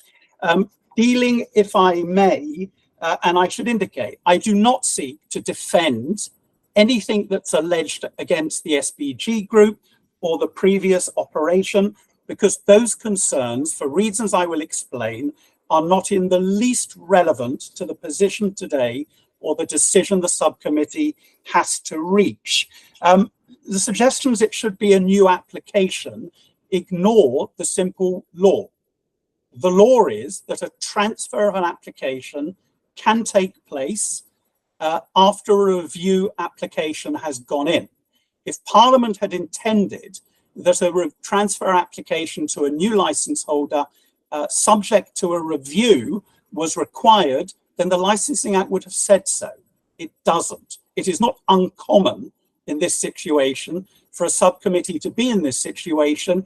And as you rightly said, Chair, it needs to be judged on the facts today. In answer to the question, well, what do we know about Simmons? You know far more than in most cases, because they already run 2 premises in Hackney that have received widespread praise from the responsible authority and no issues at their operation. And if there had been issues, you can be sure they would have been put before you today by both the licensing authority and the police. Instead, what you've heard is the police say in express words they have no issue with Simmons and they have no concerns with Simmons about as an operator. It's said with good reason. There was a meeting between Nick Campbell and PC Giles within the last fortnight where she praised the turnaround that the Simmons group have had on another SBG premises. That's the one that is on Curtin Road. They took over in April, save for an allegation of a mobile phone theft. There's not a single incident recorded against them. There's not a single complaint or, I believe, incident in relation to the Old Street venue that they've now run for 2.5 years. This is a good operator with a good track record in Shoreditch. It's an unusual and surprising approach by the police today to ask for revocation. because what they do is they ask you to sanction the current license holder for the alleged sins of the former license holder. And whether it's described as deterrent or punitive, it amounts in substance and reality to exactly the same thing. It is an inappropriate use of the review procedures for the police to seek to revoke the license in these circumstances, because it is both unnecessary and plainly disproportionate. The police are firing their cannons at a ship that has already sailed. It's not a wider policy decision. Each case has to be decided on its own individual merits, as this experienced subcommittee knows, on a case-by-case precedent, and not to set a precedent for other cases. What is the deterrent, Mr. Charalambidis asks, for bad operators? Well, the answer is, and I don't suggest they are a bad operator, but the police do, that SPG have lost £3 million as a result of their investment in this premises. That is more than enough deterrent. It doesn't need to be blamed on Simmons. A lot of the residential concerns, which we've listened to with care, amount to general concerns, and I accept some are specific, but a lot of them are general concerns about the well-known issues in the Shoreditch Special Policy Area. But I will refer, and she will be aware of it, to the Section 182 guidance at paragraph 14.45, where the guidance expressly says that the special policy area, the fact that the premises is there, can never be used as a ground to revoke a license. Today's case requires a laser-like focus by the subcommittee on the promotion of the licensing objectives with Simmons as the license holder. Now, Nick Campbell has set out in a detailed witness statement in his pack exactly what their operation is and what they will do to ensure that residents do not suffer what they undoubtedly have suffered over the years. There are bespoke policies at pages 17 to 35 of the evidence pack produced by Simmons that deal with anti-drink spiking and welfare, outdoor management, drugs, dispersal, which include detailed plans for the positioning of SIA and stewards outside and around the surrounding residential areas. You can find them in our pack at 28 to 29. An outside management policy, that's the one. And it creates a really rigid and robust system to protect residents. That is directly in response to the concerns raised in this review. So what is the current position? Which is, as Councillor, you rightly identified as the issue to look at. It's been a licensed premises for over 23 years, since 2000. When it operated in the early hours as cargo, it caused enormous problems. License was revoked. What then happened is that the council agreed that the licensing objectives could be appropriately and proportionately promoted by cutting the hours to framework hours, having 39 stringent conditions. It operated as viaduct, and it had 2 criminal incidents, including the trigger incidents, in its 8 months of operation. That is not a high crime rate. The framework hours are important because that is what the council has judged to be the reasonable compromise between the rights of residents to live in peace and the rights of commercial operators, and indeed to provide premises that you people who live and work in your area wish to visit. So it hits the right balance, although no doubt operators would like more and residents would like nothing.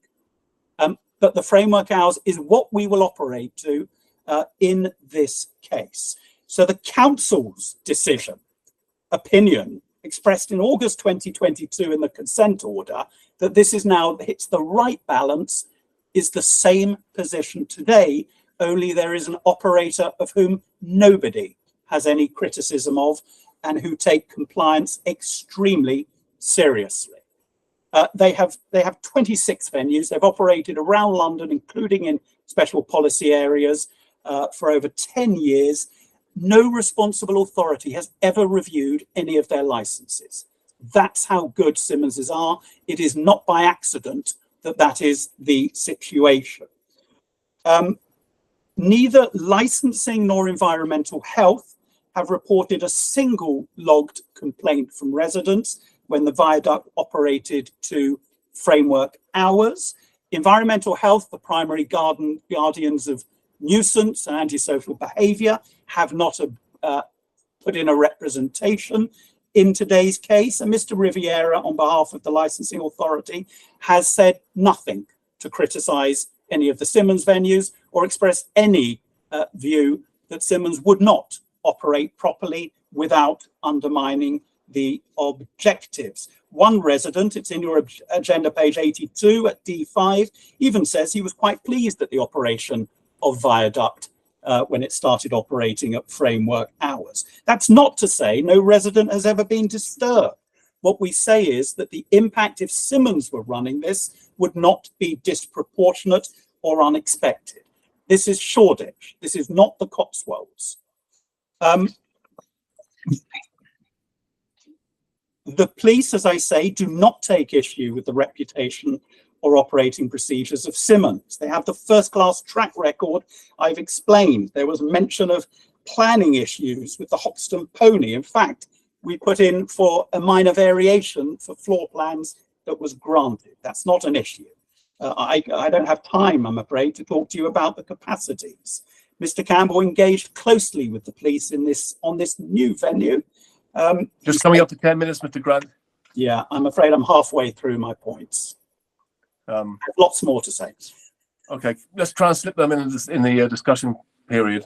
If that's okay. But I think you've been very eloquent in what we've heard so far. We've got a really good picture there. There's a lot more. Perhaps in discussion you can ask me to complete my submissions. Amanda. Thank you, Chair.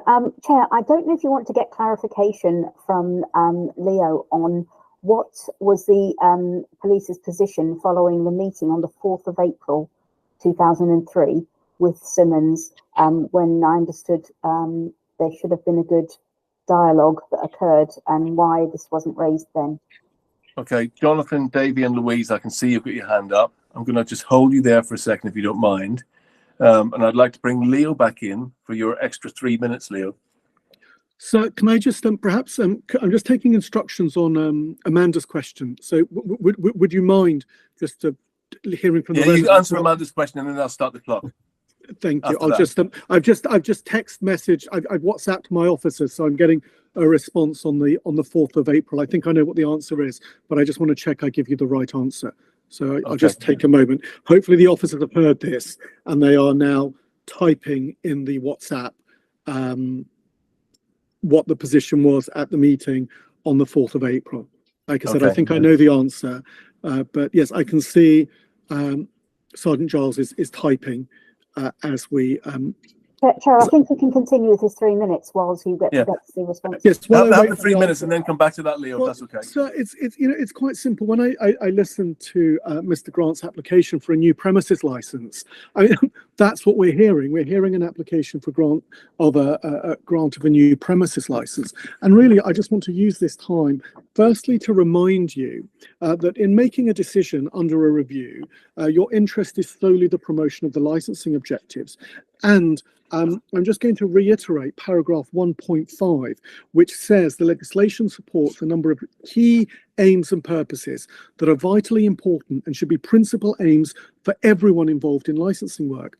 And the two of the 5 bullet points are providing a regulatory framework which reflects the needs of local communities and encourages and empowers local authorities to make a most appropriate licensing strategies for their local area.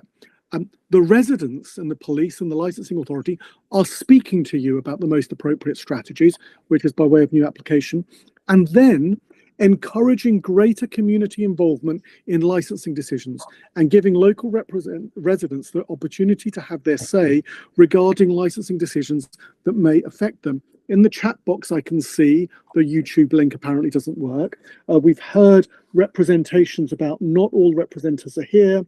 You've sent out the wrong address. There's a great deal of dissatisfaction about public engagement and public participation, which is a key feature. And if the review process is about anything, paragraph 11.1 says it's a key protection for the local community. And if that protection can be circumvented, albeit by lawful means, the only defense we have is you as councillors saying, I want to hear the full extent of this application. I want to hear from police, licensing, environmental health, or at least give them an opportunity, and all those residents that have spoken so passionately today. So it's about the principle of the process, not necessarily the facts. And I do say, and let me just see here, because I think Sean has responded. Oh God, I've got notes from the meeting. I think I have seen this. They would continue to revoke. They've not had those issues. The location is not suitable. They're concerned about historic issues, management, the kind of people that are attracted to the area, concerns over Simmons feeding other bars from the area or moving into the area, the cumulative impact of nuisance, crime and disorder of their bars and their proximity to the other venues. So there's quite a detailed debate, though I do also note that the only issue of crime and disorder was to do with the mobile phone. But there is a far wider debate that we're having with Mr. Campbell, and it's right that we are doing so. So, sir, it goes to the purpose of these reviews, the key protection for the community, proper participation, and full and effective scrutiny. As one of the residents says, let's not get this through the back door, but just let's have an open and honest conversation. And because of where we are, as a result of these legal machinations, we're not able to have that proper, honest conversation. And your interest should be residents first. That's what you say in your statement of licensing policy. And I'll finish on that reference, paragraph 1.21. Yes, you support good businesses, but should not unduly detract from residential amenity. This process undermines the proper consideration of residential amenity.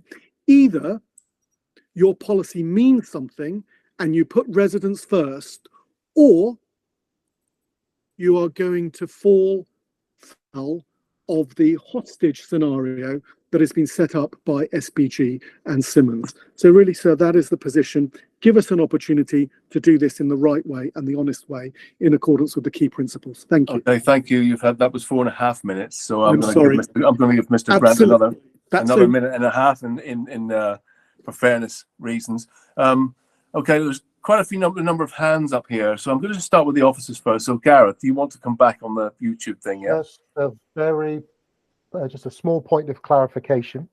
The YouTube live stream link that is on the agenda front cover sheet that has been published, I've clicked that 3 times now, and it does work. The live stream is working, just a point of clarification.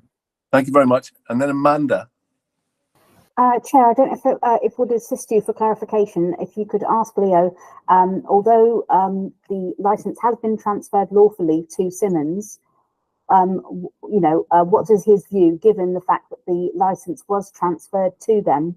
There was no objection made by the police at that stage, and now they're asking for this licence to be revoked. Yeah, I think he's answered that already, but you can answer it again, Leo. Very, very briefly, the grounds for objection are narrow. An application of this type, as demonstrated by the local residents, requires more than just police input. It's absolutely right that the only issue of pure crime and disorder has been the one mobile phone theft. But the wider issues around the relationship between this bar and Simmons's other venues, the relationship to the area, the suitability of this location for this types of premises, even at this hours. Mr. Grant talks about getting the right balance. Well, it's quite clear that the right balance in the consent order is not the right balance because it hasn't involved civil society and their engagement. So in order to do it right, for the police to do their job, the licensing authority to do their job, what we're saying is revocation is only the correct route, because it means that we can follow a full and proper procedure rather than this backdoor application, which is effectively the the submission that you've had from Mr. Grant. He is making an application for a new premises license that hasn't been subject to the proper scrutiny that you would expect for a new premises license. It's as simple as that. Okay, thank you. I'm just going to go to Mr. I can see you're all waiting. Gary, Jonathan, Davey, Louise. I can see you, Councillor Garby. I can see all of you who are waiting to speak. But I want to give Mr. Grant his minute and a half because you've just had that, Leo. And in fairness, I think Mr. Grant should have that minute and a half. So off you go. Well, in fairness, Mr. Charalambidis has just spoken for another 7 minutes. So yeah. I cannot compete it in a minute and a half. And if I'm restricted... Oh, well, let's give you 2 then. Go on. Well, yeah, not even that. And it needs to be minuted that I'm afraid we haven't been given a fair share so far, but I hope that can be remedied in this hearing. Okay. If Mr. Charalambidis is correct, then you would reject every transfer application of every license and insist it has to come by way of a new application. Simply to state that reality shows the nonsense of the legal argument that Mr. Charalambidis, albeit eloquently, puts before you. Of course, you don't need a new application when there is a transfer application, particularly when Simmons have a first-class track record that the police and residents and licensing and environmental health are aware of in Shoreditch and in Hackney and wider in London. Nick Campbell has not proceeded through any subterfuge. The opposite, he's proceeded openly and clearly. He met with police in April to discuss this very case. He spoke to them. He sent a follow-up email about it on the 14th of April. You can find it in the license holders pack at page 20. So none of this has been subterfuge. It's been out in the open. We've put all our policies forward at an early stage that will be published in this review for all parties to look at. Why will Simmons not create the same sort of issues to the residents as the SBG premises? For this reason, it attracts a completely different base. It is not a destination venue, unlike Cargo and to some extent Viaduct. All of its customers, nearly all of its customers, are people who live and work locally. I've asked Mr. Campbell about his experience about cars and parking. He said the number of people who come to my premises in their own cars is close to 0. They walk. This is not a Cargo. This is not a Viaduct. It plays pop music, attracts a completely different customer base to the previous premises. 2/3 are female. That's no accident. It's because we run a tight ship and it's safe and welcoming with welfare provision that is at the very top of our priorities. The Simmons premises around London and in Shoreditch are not associated with troublemakers. Its customers tend to end their night in Simmons bars and then go home. They are not customers who then go off to nightclubs later on. Simmons will, if the Simmons takeover will create 45 jobs, 30 directly, 15 through third-party suppliers. In today's economy, that is a good thing for Shoreditch's economy and for young people looking for jobs locally in Shoreditch.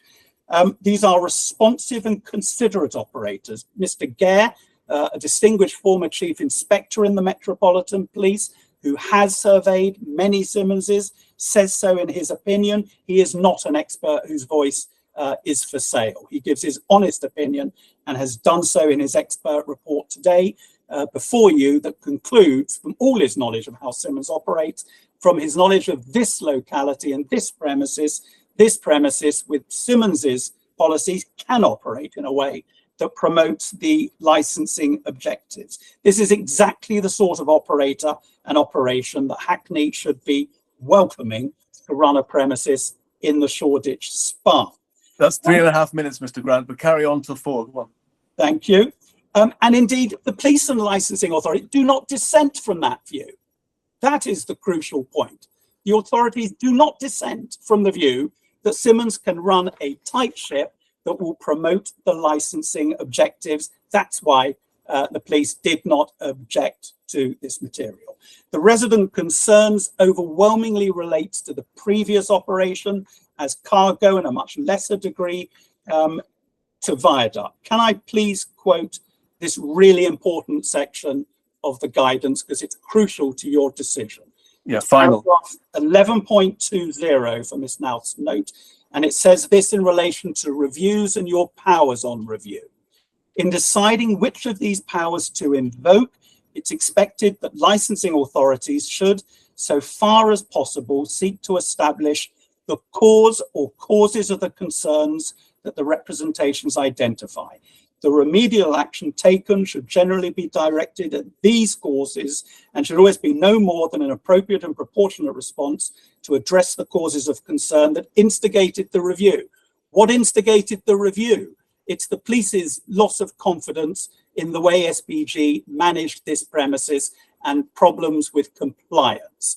That has been resolved by Simmons taking it over, and that is the crucial point that the subcommittee, with respect, has to focus on. The framework hours operation in this location is appropriate for the objectives. Simmons have undertaken not to transfer this license back to SPG should this license stay in place. Conversely, as I've indicated at the outset, if the police application for revocation is granted, then the premises will revert to SPG because the lease and the sale essentially get reversed in that case. In other words, if Mr. Charalambidis is successful in persuading you, the police will get exactly what they don't want, which is SPG in control of this premises. Okay, thank you, Mr. Grant. You've had 6 minutes. So you're nearly your 7, so you've done well. Okay, right. Before I'm kind of a little bit confused. I know Gary and Jonathan and Davey and Andrew and Louise, you've all got your hands up. Just to be clear, are these kind of discussion-based contributions, or are they sort of they're questions that you want to sort of direct to the lawyers? Let's start with Louise. Apologies, couldn't find the mute button. I think that Mr. Grant has very successfully, in the last 30 seconds, just revealed the fact that actually Simmons don't own this bar. You don't own it, do you, Gary? Mr. Grant, it's not yours yet. You can, if this license doesn't go through tonight and isn't kept, you're out of this deal. Simmons are not here. So on that basis, the special policy area is pretty clear about the reputation of an applicant should be disregarded within the special policy area. We have listened to a considerable amount of time from Mr. Grant that presented the Simmons reputation. We are in a special policy area. I would move that all of that should be taken out of the record. It's not relevant. We're in a special policy area.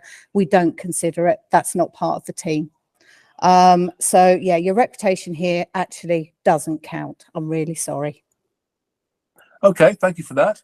And I would like to invite Gary. The other Gary. Yes. Yeah, Sorry. hi there.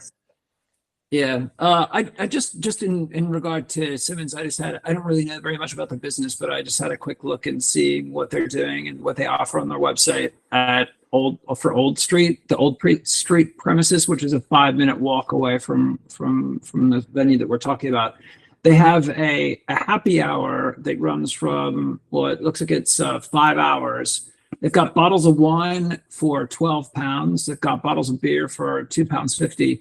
This isn't the kind of venue. I don't know what they're planning for the venue. I assume it's going to be similar to what they're offering at their other locations. This isn't the kind of venue that I want at my doorstep. The people will be crawling out of it and crawling through my neighborhood, screaming and urinating all over it.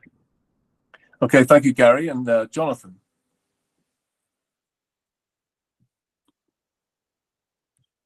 Yeah, hi. Sorry, I've got to pick you up on this comment. This is Shoreditch. This is not the Cotswold. I find that, and my residents will find that so insulting. It echoes a comment that has aggressively been made by clubgoers to residents, on the lines of, if you don't like living in Shoreditch, go somewhere else. Half of our residents are council tenants. They don't get the choice to go somewhere else. This is where they live and have lived Many of them have lived here way before the whole club scene came up in Shoreditch. It's not their fault. They shouldn't be moving to the Cotswold. I'm sorry. That is not, you know. Okay, words for me. I'll leave that one alone. Something else that came up. I think it was stated that cumulative impact is not something that can come into play in a license review. I think that was said. We've got to rewind a bit on that. The cargo review took way longer to come up than it ever did, because even then proof was required, and as Simmons will well know, it's really difficult to pin problems of ASB after you get a few meters away from a venue with what goes on with one particular venue. With cargo, we were lucky because they ran a promotion on a Monday night when everyone else was closed, and that's what triggered the review. So they know if cumulative impact can't come into play now, that's why they're doing it. Which brings us back to subterfuge. Anything other than a new license application is subterfuge. And if you mean what you say as Simmons, that you want to be transparent and you're interested in cultivating a good relationship with the community, do a new license review. Otherwise, I'm sorry, we don't believe you, and already that relationship is already sour. The other point, something about Simmons customers live and work locally. I'm sorry, but I doubt that. And I will personally offer to do a review of that if required for a new license review. I can organise that myself. Okay. I used to run many years ago. I myself ran a licensed venue in Shoreditch. I know the difference between people who live and work locally and how that feels in the venue to people who come in to get wasted and will never come again. I know that difference. And I'm sorry, I just don't buy it that Simmons customers live and work locally. I think that will probably, oh no, just one more thing, just about just be snappy now, Jonathan. Yeah, sorry, just about Simmons customers ending their nights at Simmons. Well, that may be true on the whole, but most Simmons venues, probably majority, open at till 2 o'clock or beyond. Oxford Street branch opens until 4. Okay, now Simmons opening till midnight here, we are told somewhere in the review that you're undertaking not to, if you get the license, not to then apply for a later license within a reasonable time. I'm sorry, but it doesn't wash, because most of your venues and your business model seems to be to open as late as you possibly can. And even if you can only open till 12, you've got the Hoxton Pony around the corner that you'll be shuffling your clients to after this. So please, let's do a new licensing review, because none of this really holds water. Okay, thank you, Jonathan. Davey. Thank you for the opportunity. I just want to go back to the point that the honourable gentleman, Cary Grant, put forward with regards to the reputation of Simmons and the fact that they've got impeccable records with their licensing application. This is not true. Only last month, Westminster councillors have rejected a license for expansion of their activities in Soho following a flood of complaints from local residents. So I just want to flag that up, because it is not true. And all of this evidence can be found online. So there are plenty of complaints. And again, this is not a targeted attack against Simmons, because they have got a very successful business, but within a very aggressive marketing policy.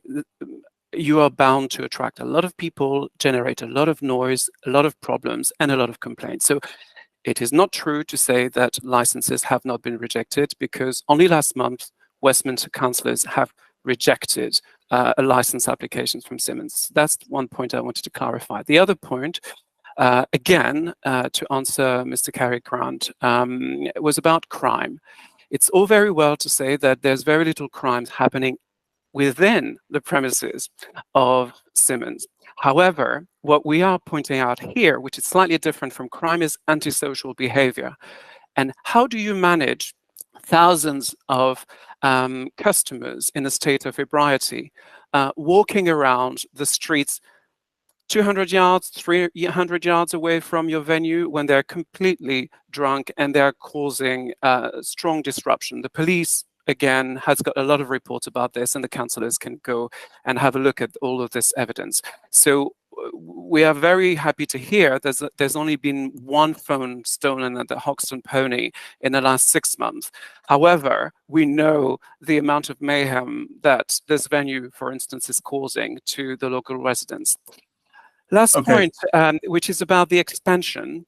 If Simmons is entering Cargo and Viaduct, they will have an catchment area of over 4,000 customers. Yeah, you've mentioned that already, David. We've got that one. Thank you. In any one night? Yes, but this is part of the expansion, which was rejected by Westminster. And Westminster councillors have indeed reviewed this expansion, and Simmons would be the #1 group, alcohol-led group in the area. And for us, this is, again, a very strong source of concern.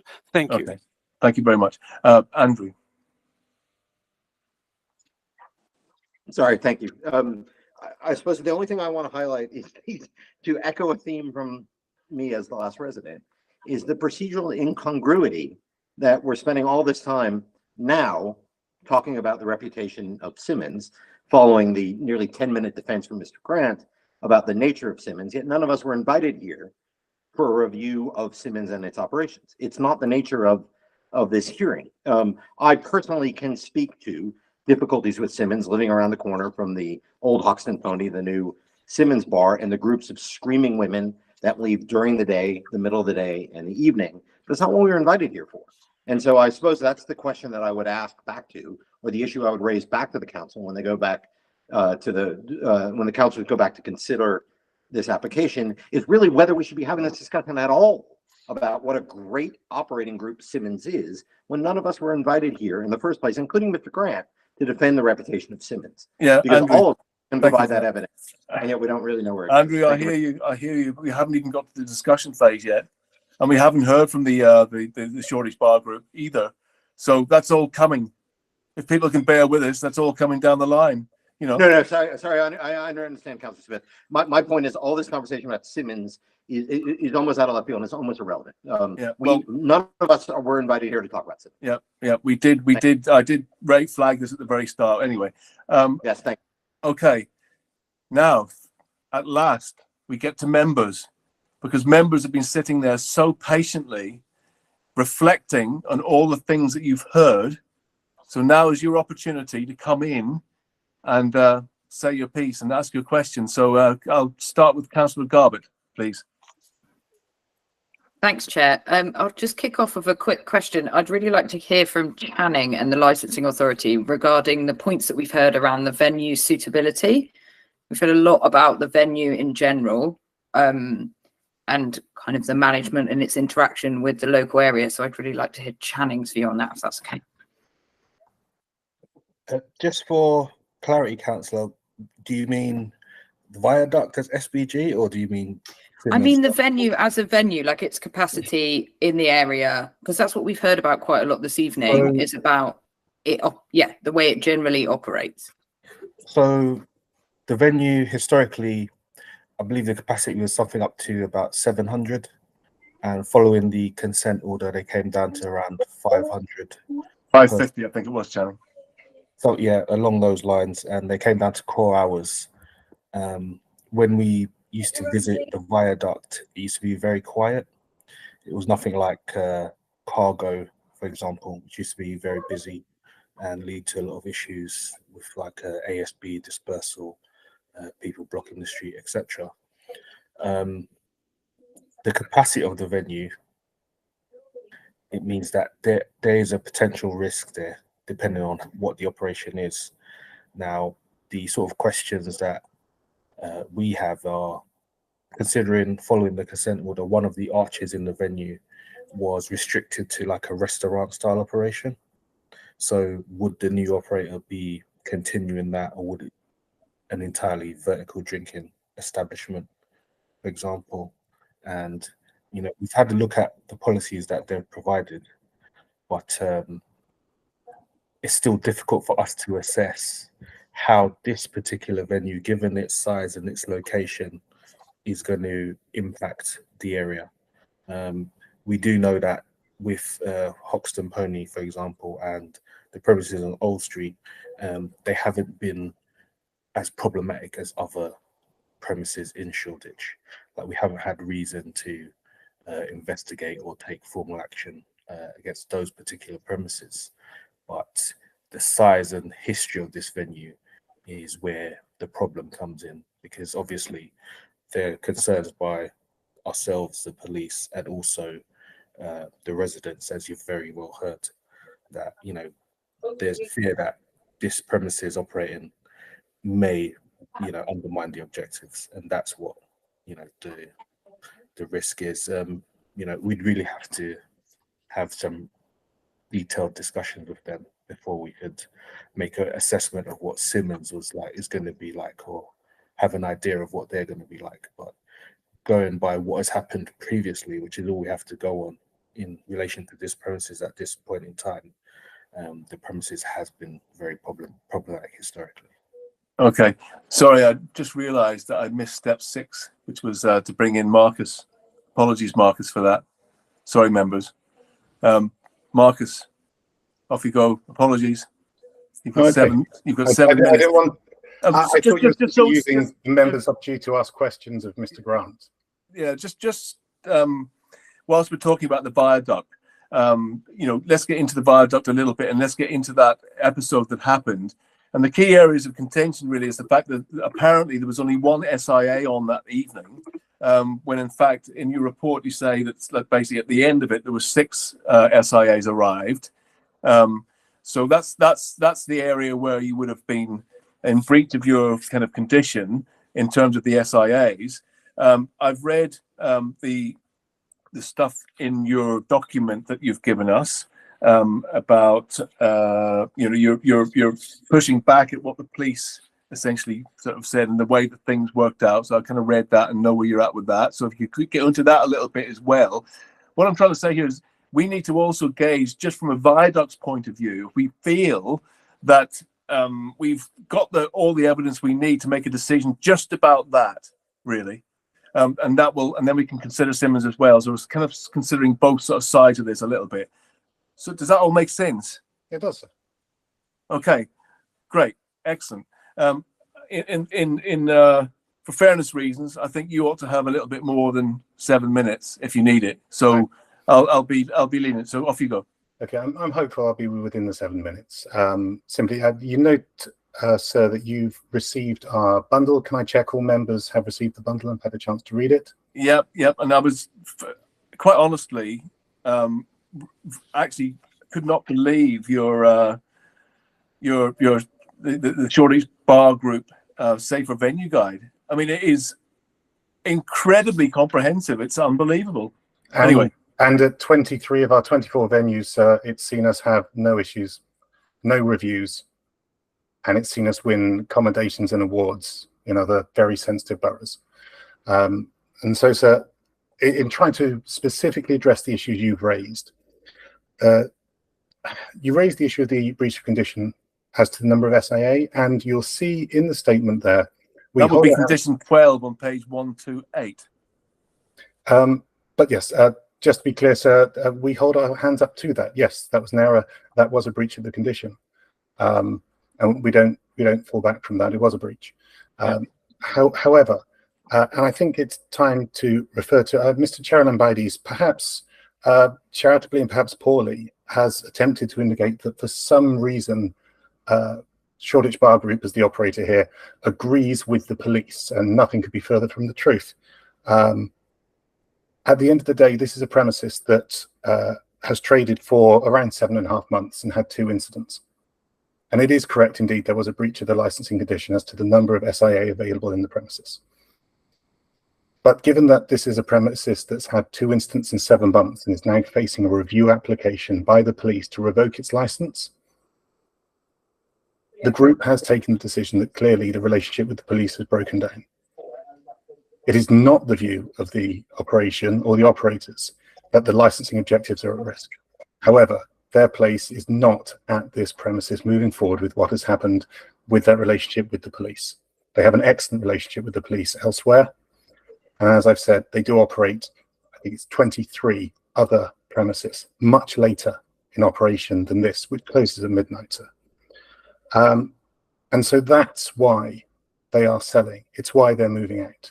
It appears to give the police what they had anticipated the police would want, which is them no longer on the scene. It then places another operator in a core hours bar premises. I would note as well, sir, perhaps I can agree with Mr. Charalambidis on a couple of things. One, more than a couple. The basis for your decision is indeed the promotion of the licensing objectives. And again, the sale of the premises to Simmons Bar has secured that. You've heard from the police that this should be a process where due diligence can be done on Simmons, where honest and proper attention could be paid to it.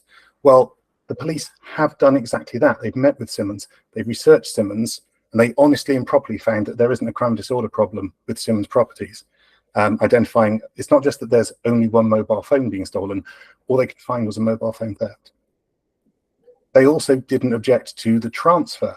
Again, that's Shoreditch Bar Group trying to identify what's going to work for the police, to stand aside from this and get this over to them. And again, here's another thing I'd agree with Mr. Charalambidis on. He has stated, if there's any attempt to transfer that license back to Shoreditch Bar Group, the police will object on the grounds of crime and disorder. They didn't object on the license going to Simmons on the grounds of crime and disorder, but if they try to send it back to Shoreditch Bar Group on this premises, they will object and will end up in front of this committee. That's indeed right. The license is gone from Shoreditch Bar Group. It is with Simmons. We also heard that this should be a procedure whereby, under a new application, people such as the Environmental Health Service will be able to consider the matter and have their say. They have had the ability to consider the matter, sir. You'll be well aware they're a statutorily empowered authority under a burden to consider all applications, including review applications, and comment where appropriate. They do not support this review. They have not used their expertise in environmental health and protection to identify noise nuisance complaints linked to this premises. The environmental health have had their chance, and they are not here. They do not support the review. Just as with the police, who've had their chance and they've used their chance to identify that there's no crime and disorder link with Simmons Bar, that there's no crime and disorder link with transferring it to Simmons. If we look at why we've left, yes, there was a breach of a condition, and that is wrong. Yes, there were incidents. There were 2 incidents over 7.5 months.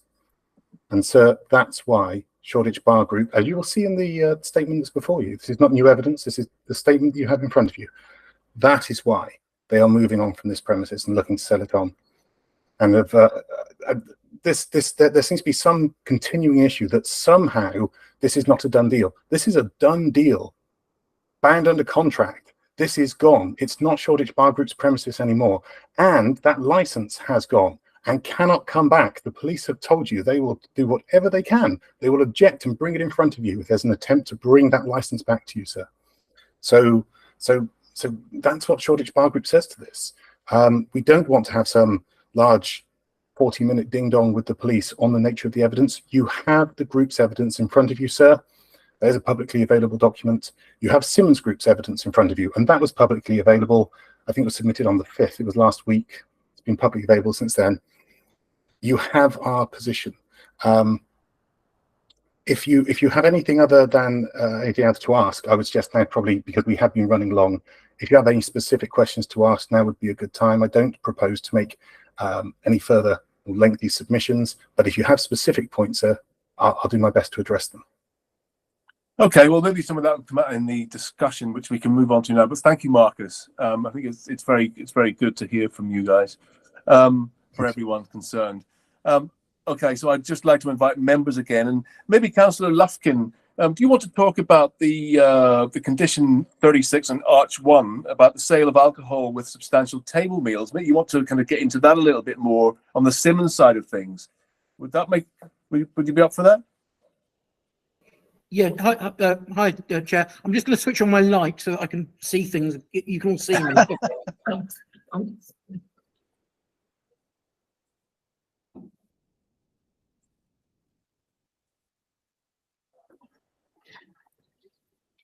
Yeah, I mean, I've got a number of questions, really. Yeah. So, I mean, you've got a venue of 500 people here. You've got some people who alcohol is served ancillary to a table meal. I mean, are they amenable to changing the venue so that it's all ancillary to a table meal? That would just change it into a restaurant. That might seem to be something that would allow, that would probably prevent a lot of the crime and disorder. It just completely changes the nature of the venue. And the second question I have for Mr. Grant is that you talked about engaging with local residents. How have you engaged with local residents, bearing in mind that you want to take over this premises? Thanks very much. Thank you, Councillor Lufkin. Mr. Grant, do you want to address those two points, please? Yes, no, we will comply with the license, which is that one arch alcohol must be ancillary to substantial food. We will comply with that. No, we're not a full restaurant group, so we cannot accept a restaurant condition over the entire premises. As for engagement, we constantly engage. We already, as you know, have 2 premises in Shoreditch. We have not had a single complaint from any resident. Mr. Gare makes it clear, so does Nick Campbell in his statement. And in fact, if I can give permission, because obviously the time limitations on everyone, could I bring Nick Campbell in to deal directly, so you can hear it from the horse's mouth, not from his lawyer, how he engages with the residential communities around him? May I do that? I think it may assist you. Can I just ask, has he engaged with the residential communities, bearing in mind that you wanted to take this over? In this premises, yes. You want to take it over. Have you engaged with the community or not? And then he can talk about everything to do with how he does it other places. But the answer is not so far, but we will. And I'd like to bring Nick Campbell in to address you on that. I think you'll be assisted from hearing from him. He can be more persuasive than me because he's the one who runs all these venues so successfully. May I do that? Yeah, that's fine. Okay.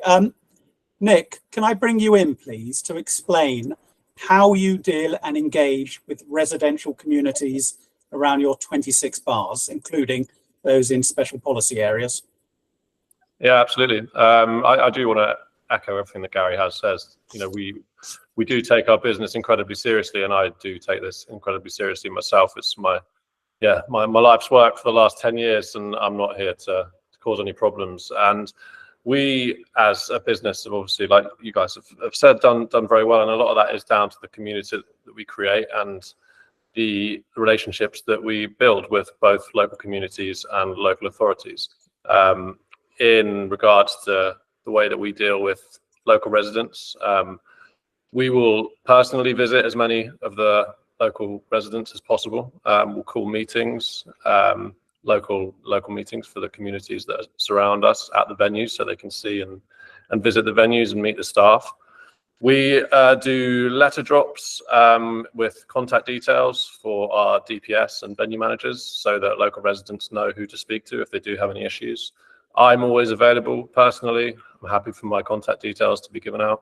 I'm obviously the one that owns and operates the business, and will have, you know, as much involvement as I need to with any issues that may occur. And yeah, like I say, we take this incredibly seriously, and I have a very personal responsibility to all the people who work for us and the people who come and visit our venues. Sorry, Councillor Lufkin. Yeah. Okay. Why haven't you done this to here? I mean, you're taking over a problematic venue. Presumably you know that. Why have you not sort of gone out and done, or have you gone out and done that already in this for this venue? In this particular instance, obviously the license review hasn't been settled. We were the license holder, and the license had been transferred to us, as we've already discussed. But once this is settled, and hopefully we are moving forward with the venue, we will obviously to do this before we reopen as Simmons. There's obviously a full refurbishment that will need to take place, and that local outreach will take place during that time. Nick, can I ask, would you undertake now that prior to opening, if the license remains, that you will organise a residents meeting prior to opening, where all those important voices who have spoken can explain their concerns, and you can take that on board as to how to respond and to deal with it. Yeah, of course. Yes. Okay. Amanda, you put your hand up. Chair, I think it's whether or not the local residents are prepared to accept that, because it is now late in the day to be doing that. Yeah, okay. Let's bring in Jonathan from the Foundry, and then Davey, and then Andrew. Well, yes, quite. I mean, I'd say there's already been a breach of trust before we've even started. So, you know, everything about this meeting or the way this transfer has gone about reeks of subterfuge, and you've already lost the trust of the local community that already was at a low before you've even started. I think it's nonsense to say that if you get this, you will engage with the community. They're already going to be, at rock bottom in terms of any sense of bothering to engage with you. It's not working this way. Okay, Davey. Very briefly, and thank you, Nick, for offering this, but you have been in the area for over 3 years now, because you opened Simmons just down the road on Old Street, and we've never had any engagement from your company talking to the residents, although there are many complaints, they're all logged with the police, and so on and so forth. So we appreciate offering this, and we are willing to have a conversation, but you could have had an opportunity to develop a relationship with the residents going back 3 years. Thank you. Andrew, you can come back on these points, Nick, if you want, in a minute. Yeah, no, Andrew. really, this is a question for Nick, and absolutely appreciate the offer to meet and would love to meet. You guys do have great respect for what Simmons has achieved and the scale, but I guess the question back is you mentioned the refurbishment and whether you'd commit to actually applying for a license amendment prior to refurbishment rather than after the refurbishment is already done, as happened at the Hoxton Pony. Okay, Nick, do you want to come back on some of these points? Yeah, absolutely. Yeah, just the point on the Hoxton Pony, it was a floor plan variation. We varied the layout very slightly, but there was no change to any of the license conditions or anything else relating to licensable activities. No capacity change or anything similar. So again, done after the refurbishment was actually done. Would you commit to doing it before the refurbishment is done, rather than Yeah, we'll commit to doing it. Yeah, before we open the doors, of course. Yes, I mean that's appreciate it. Yeah, no problem. Yeah, no problem. Yeah, sorry. Was there another question from Davey, I believe? Yeah, it's about problems in other venues. You haven't certainly engaged with residents in that respect in the other venues you've got on the shortage. Yeah, so I mean, we obviously we reach out to those who are very local to the venue. I'm not exactly sure where the guys who are on the call live today. I think some are on Rivington Street and some are Boundary Estate. Those, the venue in Old Street is not particularly local to those particular residents, which is maybe why they haven't heard from us. But like I say, we're more than happy to call a meeting if we are successful with the application and discuss anything that the local residents would like to, those who are local to the viaduct premises itself. So does that mean, Nick, that you would be happy to modify the conditions on this license to, for example, have, I don't know, 2 meetings a year or something with residents, something like that? Yeah, absolutely. So we could maybe think about that. Yeah, absolutely. We have that on a couple of our other licenses as well, just to be clear. Amanda. Chair, I don't know if you want to seek clarification from Mr. Campbell. I know that there's this condition that if the license is revoked, it will have to revert back to SPG. But Mr. Grant has clarified that the deal has been done. So then how does that actually work? If the license is revoked, will they still be the owners then of the lease, etc.? Can I explain the legal position as I understand it? I'm not the property lawyer, but I have spoken to them. The license will not revert. The license is with Nick Campbell and Simmons, regardless of what happens today. Although the contract for sale and the assignment of lease have been signed and have gone through, within those documents is a reversion condition. So if the license were revoked or fundamentally changed, then essentially the premises, although not the license, goes back to SPG. That's what I explained at the very outset of this hearing. If the license is left fundamentally in the way it is now, then the license, the lease, and the contract for sale are permanent and go to Nick Campbell's Simmons Group. Okay, great. Leo, I was wondering where you were. I was listening. I do that too sometimes. So I'm a little bit confused, and maybe Mr. Grant can help me, because Nicky Campbell said, in order to explain why there were no meetings, no letter drops, no personal contact details, why he doesn't take this particularly seriously, even though he's had all the addresses since this review was available. He said, we're not the license holder. So that's at odds with what Mr. Grant seems to be saying. And it's concerning, of course, that Mr. Campbell doesn't understand that. And Mr. Lavelle says that there would be no transfer back. And Mr. Grant seems to be suggesting that too. So is it the position that if you do revoke or substantially alter the premises license, the lease deal falls away and SBG become the owner of the property, but Simmons are undertaking, win or lose, if you will, today, that they will not be transferring back the license to SBG? And I think it's important for that to be cleared, because that's what I'm understanding. And I might be hearing it wrong. So I'd be really grateful for clarification, probably from Mr. Grant and Mr. Lavelle. Yeah, well, it's a great question, Leo. I think it's a very important question. I'm happy to do that. Yes, please. I did not hear Mr. Campbell say we're not the license holder. That's not what he said. I'd like to clarify that as well, Leo. That is incorrect. I did not say that. So I just want that to be noted. That is not correct. And that what we've said, what Nick Campbell and indeed SBG have both said in their statements is this, that if the license remains substantially as it is, there will be no transfer back and the property ownership will remain with the Simmons Group.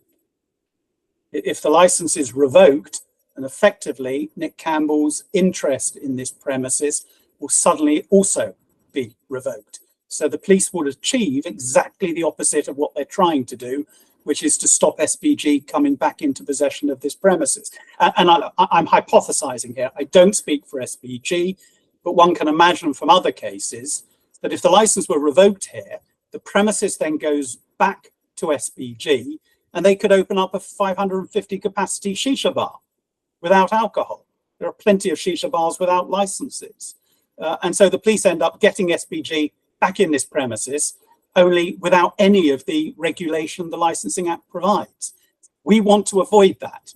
We want the Simmons Group to do in this venue what they've successfully done in 26 other venues, including 2 in Shoreditch, which is to run a premises that does not undermine the licensing objectives.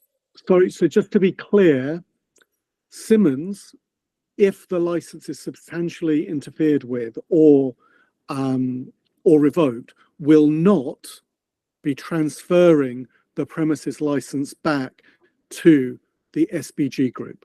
They will be... That is not what I've said. And can I make a comment on this, as I have been unable to speak while we listen to Leo give submissions based on things that he hears Mr. Campbell say that apparently Mr. Campbell didn't say. And I would agree, Mr. Campbell didn't say those things. I'm sure Leo, as an experienced licensing barrister, would know that transfers are not made by premises license holders. Mr. Campbell can give no undertaking not to transfer a license to anyone because he can't. Premises license holders don't transfer their license away. Other parties can apply to transfer the license from Mr. Campbell to them if they want, and the police are the people who can object. And the police have made it very clear that if there's an application made to transfer the license away from Mr. Campbell, and it's to Shoreditch Bar Group or one of its group companies, the police will be objecting. So I think it's just helpful for us to just consider the law on that particular matter. Thank you, Marcus. Louise. Sorry, from my position, I would be actually quite happy for us to revoke the license and for it all to go back to SBG Group, because then we will have an unlicensed venue in those arches. An unlicensed venue is way, way better than a licensed one in that location. So yes, I take Mr. Grant's point that it could reopen as a shisha bar.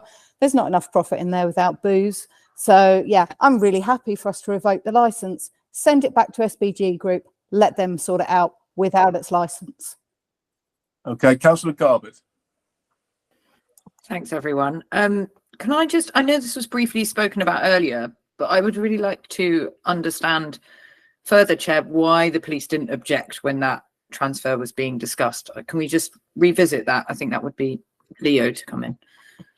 Yeah, Councillor, absolutely. The position at the time when the transfer application came in was that there was insufficient information on Simmons in this area for the police to substantiate their concerns. And as I've said, up until today, the concerns were not sufficient, and I recognise that.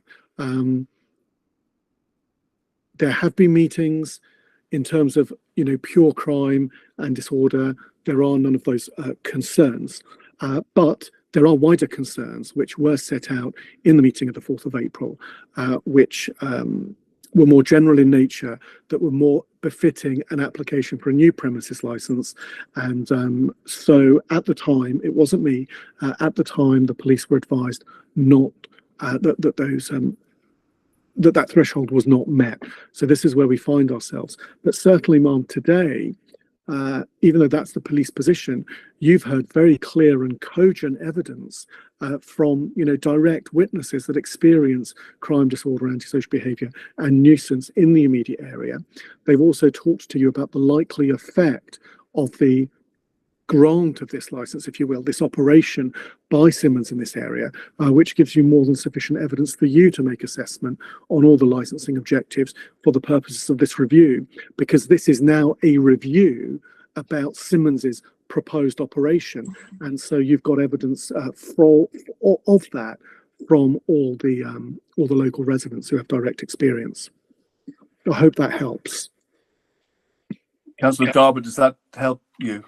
It does a bit, but just my understanding would be that if the police had objected at that point, this would have just continued as a review of the viaduct license if they had objected at that point. And then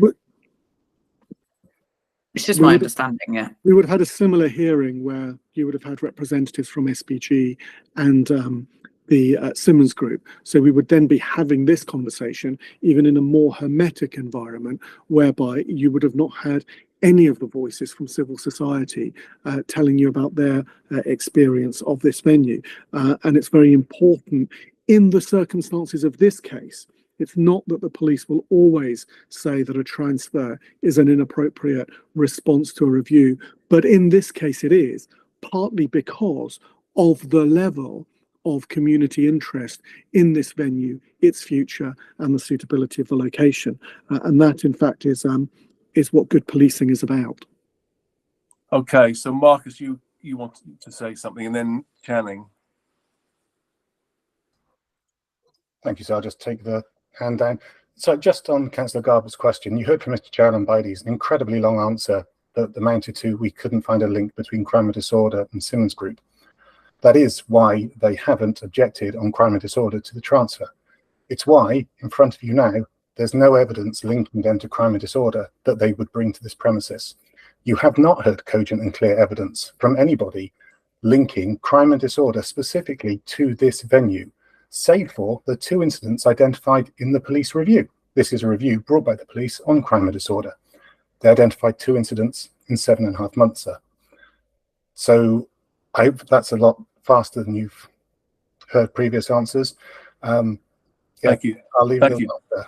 Oh, sorry, if I may just say, sir, had they objected to the transfer, we'd all be here today in this same hearing. Transfer took place during the hearing, excuse me, during the review period. We'd all be here. The residents would be here. Everyone would be here.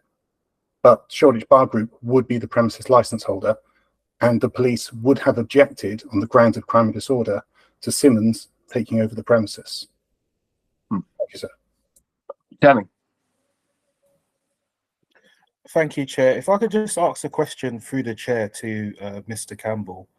In the event that, if let's say the committee decide to substantially change the license, and that would, as what's been explained, trigger the lease going back to SPG, I think it would be helpful for Mr. Campbell to explain what he would do as the licensee in those circumstances. Would he seek to procure the lease again, or would he just leave the whole matter alone? I'm not sure what Mr. Campbell's stance on that is. Are you talking about so any modification in the current license would enable him to go back to SPG? Is that what you're saying? No, any substantial modification. Okay. So basically, resident consultation condition wouldn't do that then? No, that wouldn't do that. Yeah, cool. We've offered it expressly. Yeah, excellent. Okay, well, Mr. Grant or Nick, do you want to address Channing's question, whoever? Sorry, Gary. I mean, I would have to discuss with our legal representation. It would depend on a number of factors. Gary, do you have a point you'd like to make on that point? Yeah, no. The point I want to make is this: that conditions like engage with residents are perfectly responsible courses that Nick Campbell would do anyway. He does it in his other premises. So we have no objection to that being added as a condition. That doesn't undermine the legal agreements in place. What would, for example, is if hours were cut inexplicably even lower than your framework hours, or things like a restaurant condition over the entire premises, that would obviously undermine the whole basis of the legal position we're in now. Yeah. Okay. Members, any questions out there that you want to kind of probe? I've got a few that I'd like to just to investigate a little bit, just around the viaduct. No? Okay. So just on going back to the viaduct now. So you've got your safer venue guide, and it talks about for any under the heading, for any serious incidents. It has a list of things that you ought to be doing, and I'll just read some of them out. So call the ambulance if appropriate, call the police if an offence or crime has been committed or is suspected, ensure the dangerous activity is ceased immediately, preserve crime scene, cordon off the area, do not clean up the evidence, follow the crisis plan if appropriate, call your operations manager. Now, as far as I can tell, the SIA condition was breached because you only had one. That was the first thing. And then the police were a little bit come down on you on the incident reports. Essentially, the logging of the incident was they didn't say it was properly logged, so that's an area of contention. In page 41 of your guide, the manager in charge should ensure that all staff write comprehensive incident reports. So I just want you to address the list of things. How many of those things did you do and did you not do? Call the ambulance, call the police, ensure dangerous activities being ceased immediately, all that kind of stuff. And who was the manager? Was it Daniel Piankowski? And why didn't Daniel write a comprehensive incident report? I think it would just help, just on the basis of just looking at the viaduct, members to establish whether we think that the breach of those conditions was so bad that it would basically warrant the revocation of your license. Certainly, sir. Sir, you have the bundle in with you. Yeah. I don't personally read it aloud, but within there, you'll notice there is a chronology detailing the incident as it took place. Yes, I have seen that. Yeah. That's page 353, I believe. Indeed. And in line with those procedures, you are correct. There were not sufficient SIA members of staff on site. There was one.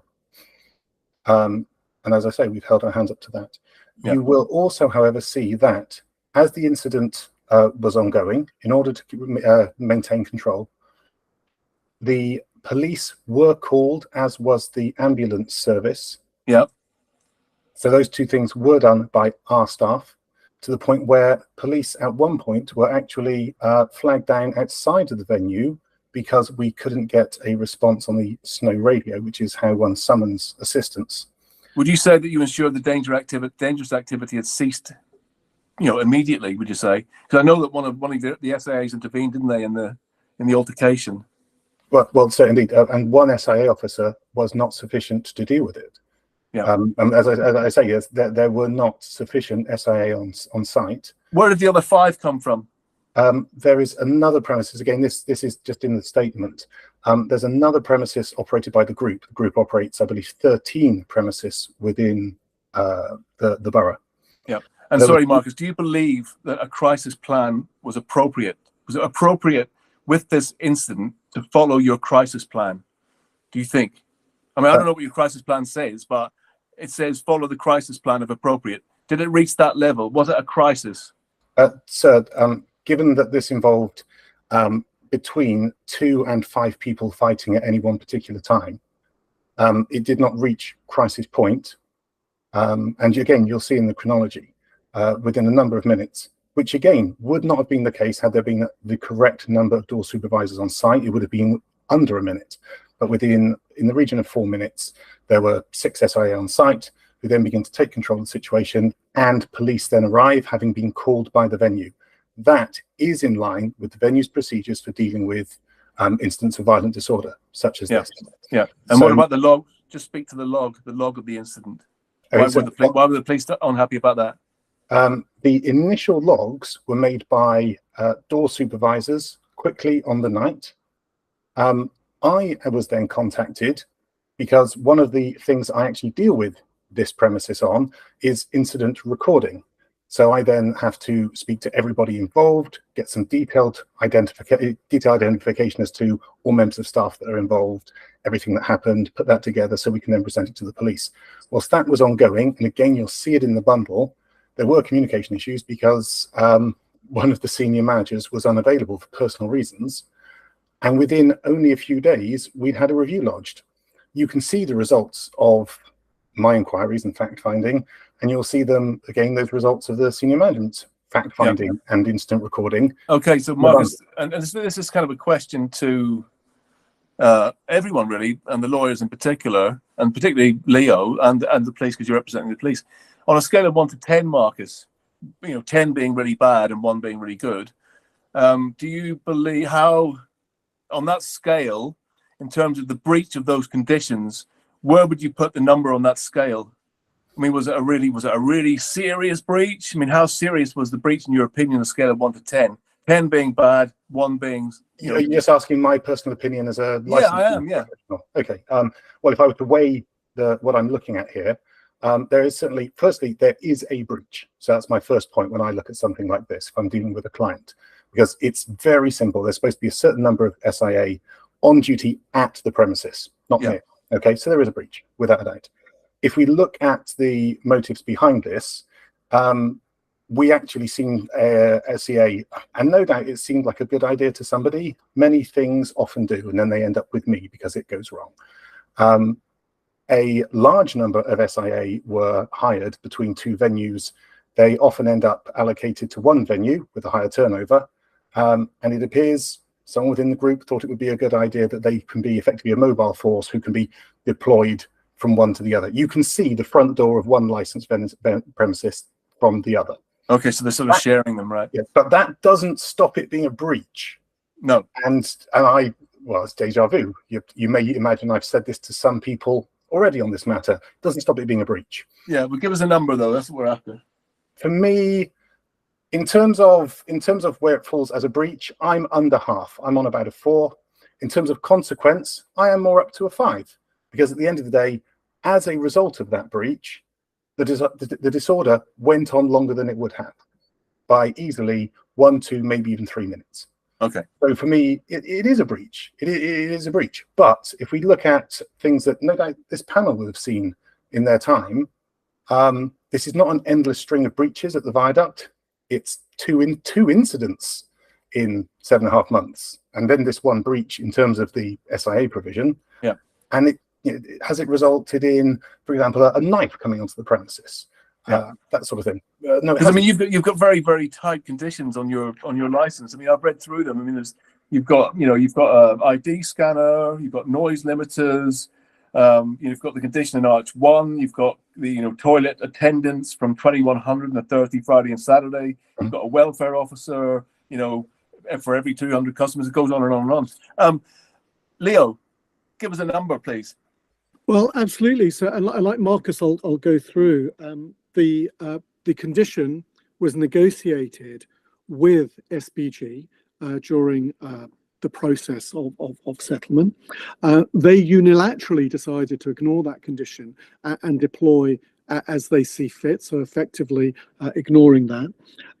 It comes after a review that involved the police, huge sections of civil society. You've just got a sample of some of the evidence of the impact statements that were contributed. So to say there's just 2 incidents in 7.5 months is not a good factor, because this is 2 incidents after a review which you revoked, that was then settled in a sensitive location which is known to have problems, because otherwise we wouldn't be here with an SPA. So, you know, we're not just in the last chance saloon, we've gone beyond the last chance saloon, and effectively we've got a disorder and admissions of breaches of conditions, and of course the commercial action that is taken.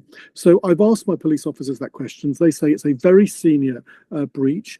On the scale of 1 to 10, it's at the highest level, because this could have been avoided if they'd applied by their own agreed conditions, which they chose to deviate from. So we're back here again. Thank you. So you give it a 10 then. Okay, I can see Channing, I can see Marcus, I can see Richard, and sorry, Councillor Lufkin and Amanda. I would like just to bring Marcus back in again, just to because I know you want to respond to what Leo's just said. So yeah, Marcus. Okay, thank you. It is just 2 incidents. If it was more incidents, you'd have more evidence from the police. You have heard impact statements from people referring to noise, nuisance and antisocial behaviour they experience in the special policy area at hours after we've closed, because we're a bar that on their own evidence is quiet, that closes at midnight. So yes, that's all I'd say. Okay, Channing, are you going to give me a number? Chair, unfortunately, no, I'm not going to give you a number, because I was just going to echo what Leo said, which is I don't think, even though it's 2 incidents, I don't think in the wider context of what's happened, particularly with SBG at this premises, that, you know, it's sufficient to be just whittled down to those 2 incidents. It's obviously at the discretion of members how much weight they give their comments. But I think the wider context of what's happened with SBG at that particular premises needs to be taken into consideration, because, like Leo said, there was a lengthy negotiation process with the operators at the time and with the police as the applicant as well. Yeah. Okay. Come to that consensus. So for them to then have these incidents occur, it doesn't really give us confidence. Chair. Okay, Amanda. Thank you, Channing. Chair, I don't know if you want to clarify, either with Leo or Marcus, whether following these breaches at the premises with SPG, was there any way of the premises working with the police to overcome the issues or to resolve it and to improve it, or could they have worked with local residents to try and improve things from what they are they became? Leo. So there was engagement with the premises. Ultimately, that engagement was felt to be insufficient and not enough to promote the licensing objectives. As I say, the police have serious concerns about moving forward. You know, as I say, they're well beyond the last chance saloon, and within 7.5 months of reopening, they're failing by their own admissions, on their own evidence. So I think we've sort of certainly moved beyond that. We're at that stage in the Section 182 guidance where it says the fact that we need another review demonstrates that the problems are far deeper rooted than merely tinkering with conditions and so on. That's why the robust response, the police say, is revocation. Marcus, on behalf of his client, says, of course, we just have to leave. However we phrase it, both parties agree that the SBG is not suitable to operate at this venue in this location. It's as simple as that. And in that, we're in agreement. Okay, great. And Jonathan from the Foundry. Yeah, hi.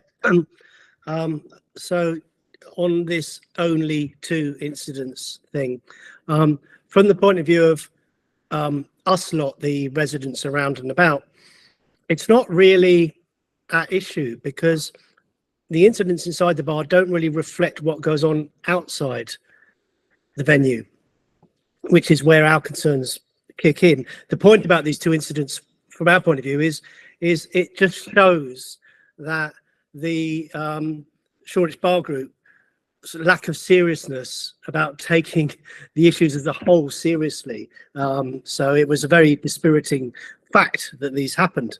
But the main issue going forwards that concerns me is the issue of proof.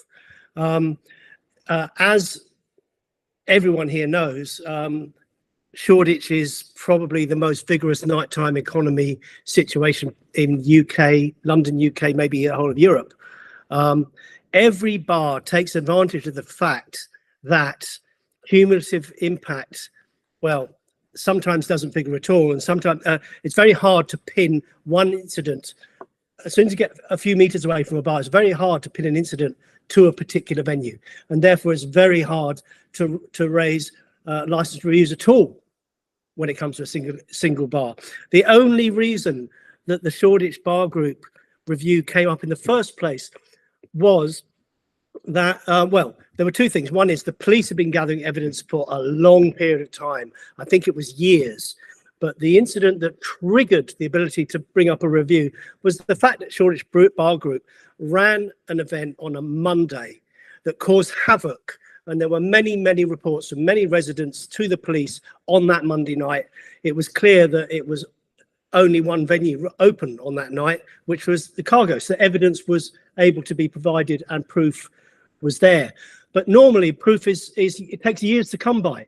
If this license goes through, it will take years for us to claw back to a position of being, from the community's point of view, being back in control. It will take years to get there. They will be able to hide behind the fact that you cannot pin incidents 2 streets away to a particular venue. That's why we need to go back to ground zero with this venue. We need to call for a new license application where, being in a special policy area, we know, everyone knows, the licensee themselves, the applicant, will have to show that they will not add to the community impact. But that will only happen with a new application. That's where we need to be now. Thank you. Marcus. Thank you, sir. Again, Leo keeps saying that we are in agreement that SBG can't be here for one reason or another. Just to be clear, and dare I say it, in answer to your question that was raised, was there discussion that could take the matter forward between the police and Shoreditch Bar Group? Up until the second incident, there was an ongoing discussion with Shoreditch Police. You'll see that in our evidence bundle. And that discussion was positive, that the premises had turned the corner and was doing well. There was even discussion about increasing the hours, if that could carry on. So that was the ongoing discussion, sir. Then the second incident took place. And within days, there was a review application lodged seeking revocation of the license. So, sir, it's at that point it becomes very clear to Shoreditch Bar Group there isn't any further liaison to be had with the police. They had liaison. The liaison appeared positive. They had a second incident in 7.5 months, and a review was lodged immediately without further discussion. That decision for no further discussion came from the police, not from us, sir. And so that's simply where I would take that one element. And just simply as to this issue that wider issues, rather than the only 2 incidents that the police were able to come up with, they're the experts on crime and disorder, they have not been able to identify anything else, and they would have been spending their time doing that, and they couldn't find anything to point to Simmons. I would also note your Environmental Health Service, sir, and you would have heard from them on many occasions. They're the experts on noise nuisance. They haven't received complaints. They haven't acted on complaints. They have not made complaints to us at the premises. They are not here. They do not support the review. We have not had complaints to the premises about noise nuisance. And I would say people can't pin it on us. Sir, we're closed. We close at midnight. And so everybody who's experiencing defecation, urination, the taking of nitrous oxide in the communal hallways of their apartment buildings, those things do sound terrible. were closed at that point. And there are plenty of venues within the special policy area, that's why it's a special policy area, open well past our hours. And I would suggest it's far more likely, and perhaps so likely as to be clear, those are the premises that people come from and then commit these acts of disorder, these acts of antisocial behavior in the early hours of the morning. And you have heard 2, 3, even 4 o'clock. Yeah. But that's it. Hopefully the last you'll hear from me, sir. Yeah, thank you, Marcus. Leo, you'll like to hear this. I mean, the guidance states that ultimately, venues are not responsible completely for the outside area once people leave the venue, but they have to adopt a holistic kind of approach towards, a sensible dispersal, certainly within the immediate vicinity of the venue, but not like, a mile away, for example. So that's what the guidance says. They're not solely responsible for what happens outside of their venue. I'd like to bring in Davey now, and then Louise. So there's an answer to that, isn't there? Because absolutely, it's paragraph 2.21 makes that point about public nuisance. But the way you assess public nuisance is by having regard to the character of the area. And what the Court of Appeal says in Hope and Glory is essentially when you're looking at licensing decisions, you're looking at the suitability of a particular premises with a particular operation in a particular area. So to have regard to the character of the area in which this premises is located, and then asking yourself what will the impact be on the licensing objectives is quite legitimate. And if it is inevitable that there will be an increase in crime and disorder, antisocial behaviour, going back to section 17 of the Crime and Disorder Act 1998, which says doing all that you can to reduce the adverse impacts in the local environment, then you're either going to refuse an application or you're going to grant the revocation as requested based on all the evidence you've heard today. Right. So the story is bigger than that. Okay, thank you. Thank you. Davey, please, and then Louise. Very briefly, the police are on the ground. The residents are on the ground. We are living this impact, and we know what's happening when the punters leave the venue. We live it. We're woken up. I mean, last week we had to raise some complaints to Hackney noise disturbance team, and every other week we have to log those complaints. So saying that you didn't have a complaint from your venue, fair enough. But it is very difficult to monitor where these groups of people are coming from. However, 2 years ago, the police and the local council have installed CCTVs throughout Rivington Street. So you can go back to this footage, and if the police has taken the decision that they have taken, it hasn't been taken lightly, and it should be respected. I highly respect the council, and I highly respect the police, and I think they know what they're doing. The other point I would like to mention briefly is rating number 4 and number 5 in terms of the breach. I don't know how I would feel about this if I was the young person who had their skull cracked. We're talking about life-changing injuries. We're not talking about a phone that has been stolen. So I really wish the councillors understand the difficulties that we are facing and the seriousness of the problems and the antisocial behavior that is being caused by having this venue run the way it is. Thank you. Yeah, David, just to chip in there, I just want to ask you a question, please, if that's okay. In the quiet period or quiet periods that you've experienced with Cargo, the other venues shut down and stuff, were you still making complaints to, were you still logging things that were happening in the area?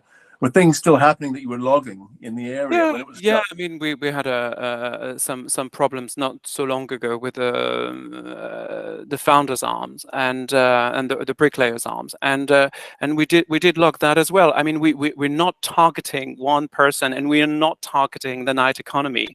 We're just saying that we've reached breaking point now, and I think from a scale of 1 to 10, we're at 12. And we live there, and we are on site. The police is on site day in, day out, night in, night out, and we ought to respect their point of view. I feel we need to look at the facts and all the information that has been logged, the videos, the calls, the reports from the police. They are all available for councillors to have a look at. And you can also look at the crime rate in our particular area. It's gone up in the last few years. It hasn't gone down. So we need to look at this as well. And this venue has been contributing quite heavily to the problem. Yeah. On the crime figures, I'm not sure if I totally agree with you there on that one, but anyway, Louise. Sorry, I'm just going to echo Davy's thought. A young man did receive a head injury here in this venue, and his life will be changed. And I think that that's serious enough to bring a review, and no one should belittle the reason why the police brought that review. It was a serious event. It wasn't just you don't have your SIA people on the door. So yeah, we do need to take it seriously. I'm also going to go back to Leo's point about Section 17. There is an emphasis on prevention of public nuisance, prevention of crime and disorder, prevention of protecting children from harm, and preventing public safety issues. I think anyone who opens here, whether it's Shoreditch Bar Group, if they manage to retain the licence, or if it's Simmons, either one, we're going to have an increase in public nuisance. We're going to have an increase in crime and disorder. There will be public safety issues. It is inbuilt in having 500 drunk people in the area. Thank you, Louise. Amanda. I'm sorry, Chair, but I'm just conscious of the time that's passing, and I'm conscious. No, I know. So we will need to wrap up soon. Thank you. Yeah, we are getting there. I'd like to just I'd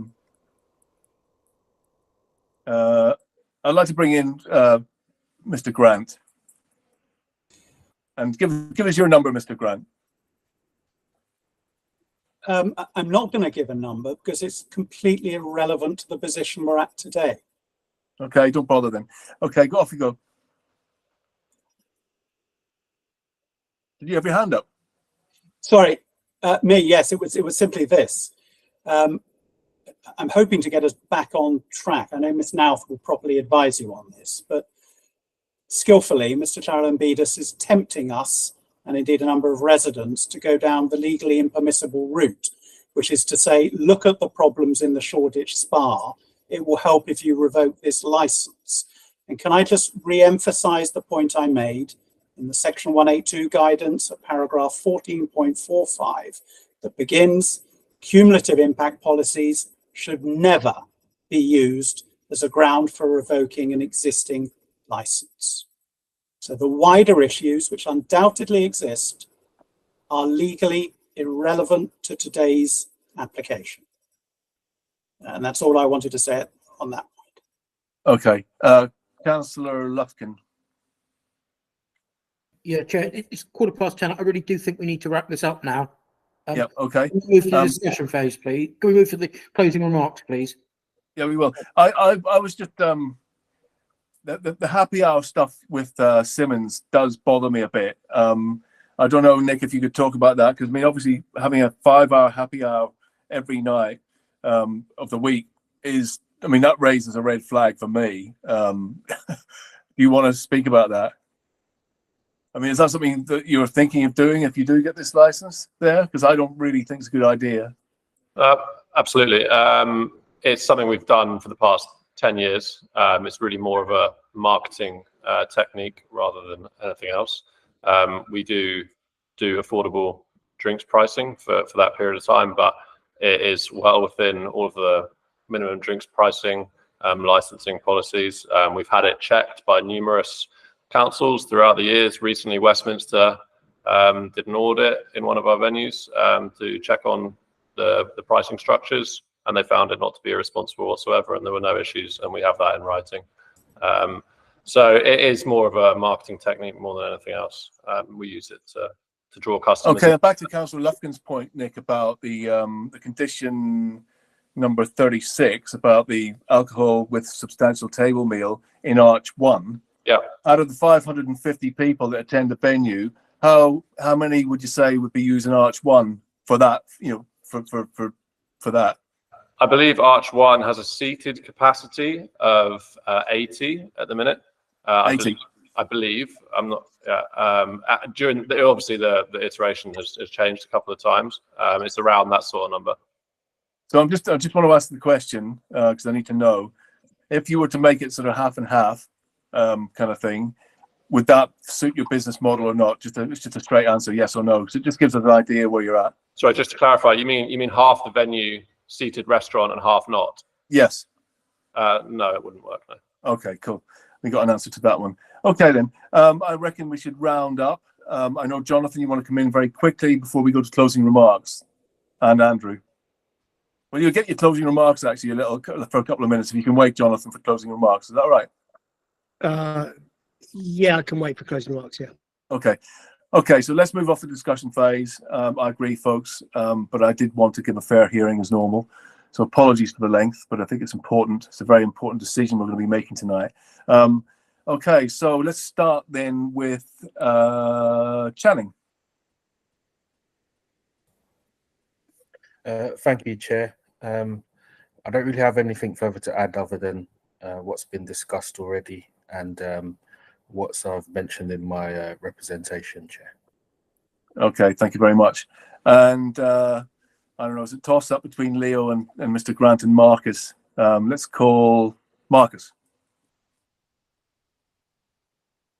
I think I'll just make everybody happy, sir, because it's late. I don't really have anything else to say. You've heard everything. You've got evidence in the bundle. We commend it to you, sir.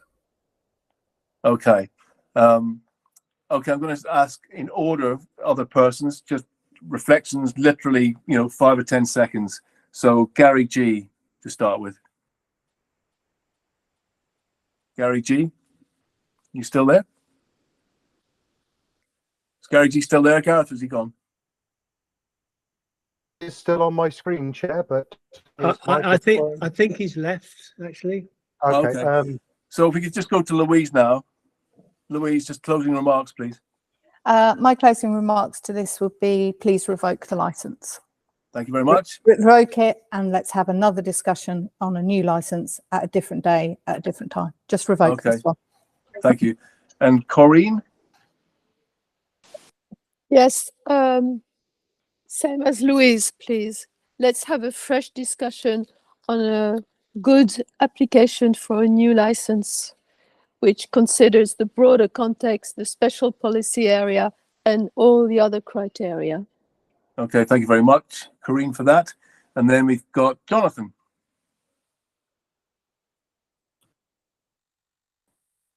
Yeah, hi. So I just heard something about legally. Well, we were being in effect told that we don't know our law and that it is a legally impermissible route to consider cumulative impact in a license review. But that's exactly the subterfuge, and that is why we need this to be a new application where cumulative impact is relevant. And the only other comment is I heard a phrase, affordable drinks. It's advertised on the Simmons Bar website as bottomless afternoon tea. Okay, great, thank you. And Davey. I would just like to say, first of all, thank you for the opportunity. And secondly, please listen to the police and the residents and revoke the license. Thank you. Okay, Andrew.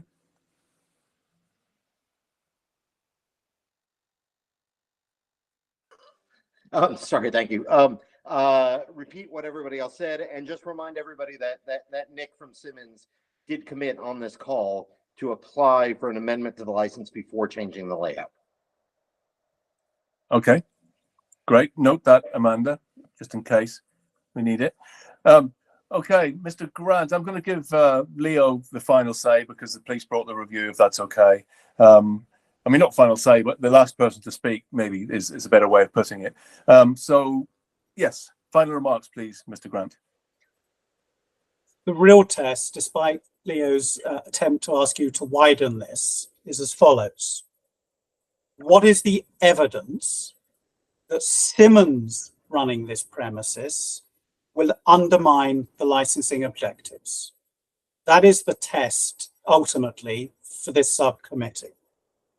What we must not do is speculate on problems. There must be evidence. And it's a High Court case called Thwaites that Ms. Nouth will advise you on. Well, what is the evidence of Simmons? Well, the evidence of Simmons is this. It runs 26 premises over 10 years.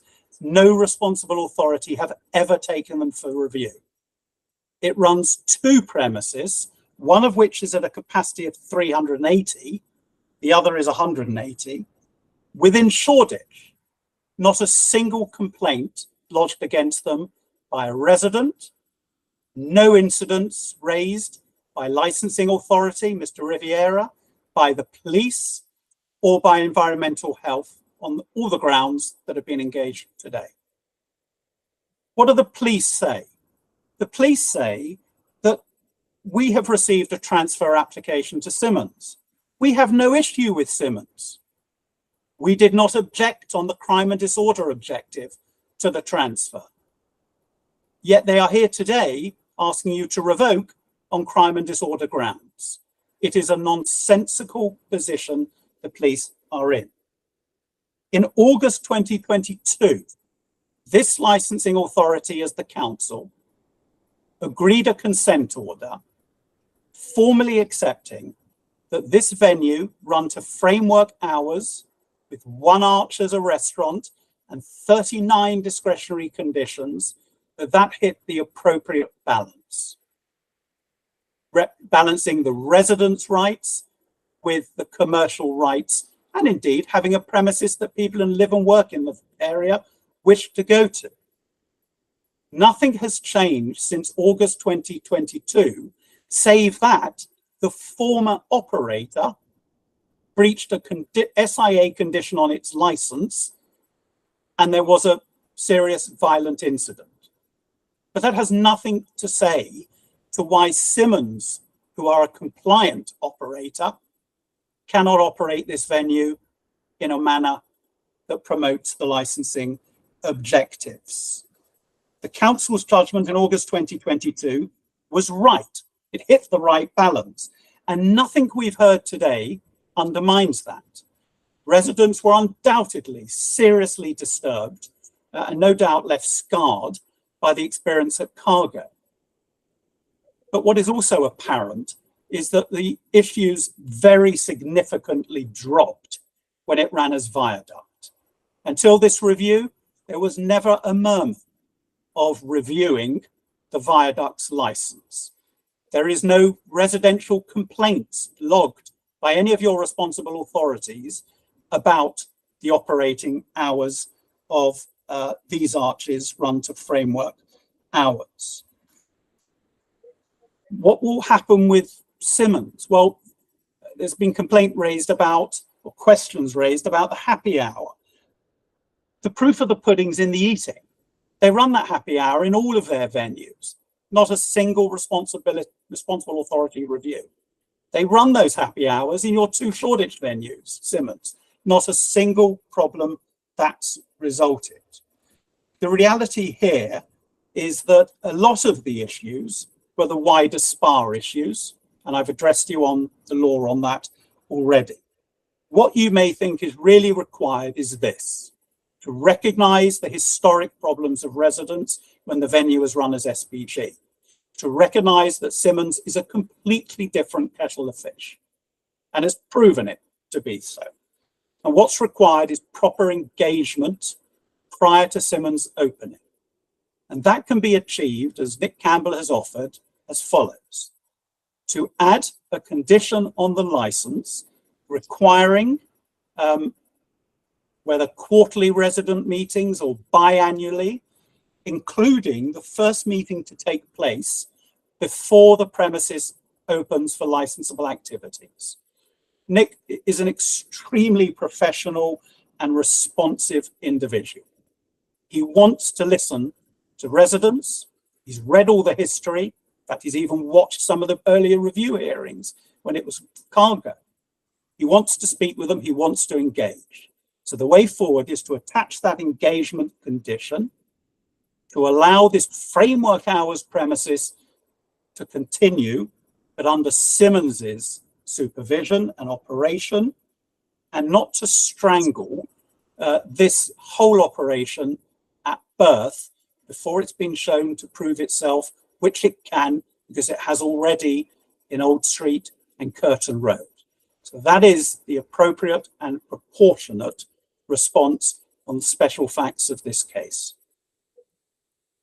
Okay, thank you, Mr. Grant. And now over to you, Leo. Sir, thank you very much. Mr. Grant is right that it's not for you to revoke this premises license on the basis that there's an SPA. However, as Mr. Grant says, the wider issues are, of course, relevant. Both the 182 guidance and the Court of Appeal in Hope and Glory make that clear. In the 182 guidance, we learn at paragraph 8.42 that applicants for a new premises license or a variation, or in the circumstances I say, when we're asking what evidence is there that Simmons will not promote the licensing objectives, are expected to obtain sufficient information to enable them to demonstrate, when setting out the steps they propose to take to promote the licensing objectives, that they understand the layout of the local area, the physical environment, including crime and disorder hotspots, proximity to residential premises, any risks posed to the local area by the applicant's proposed licensable activities. Just because there's an SPA doesn't mean that we can ignore the fact that this premises proposes to operate in this area. What evidence is there then that Simmons will not promote the licensing objectives and they could undermine crime and disorder, public nuisance, or public safety? Well, the very eloquent residents who have demonstrated that they understand the distinction between the control of what happens on the premises versus the impacts in the local area, quite apart from the statement of licensing policy. We're told that Mr. Campbell is extremely professional and extremely keen to engage with local residents, and yet he says he will call meetings, letter drops, personal contact, give them his mobile number, and he's incredibly serious. But, and here's the key, which tells you perhaps everything you need to know about Mr. Campbell, I'll only do that if I get the license. If I get the license, I'll call meetings. If I get the license, I'll do letter drops. If I get the license, I'll give them my personal contacts. So only after he's got what he wants, only then, when the opportunity, of course, is non-existent, will he think about the local area and the local residents. That tells us everything that we need to know. When pressed by you and your colleague, will you change the character of the venue, the way you operate? Will you think about being more food-led? Will you think about a greater capacity? What do you say about these promotions? He says they're all about advertising and getting people in, not about local residents, is what he said earlier. So clearly, just on his own evidence, you can see the inconsistencies, which is why I return to my first submission. This is in effect using the lawful exercise of a transfer to gain the advantage of a premises license without the proper scrutiny that is required in this location. That is democratically unaccountable. It's contrary to the key principles of the Licensing Act, and it does not promote the interests of your local residents, whose interest is above all paramount in all these circumstances. Even if you're not with me on that, by accepting the transfer, Mr. Campbell is effectively saying to you, review me, scrutinize me, even though I haven't operated.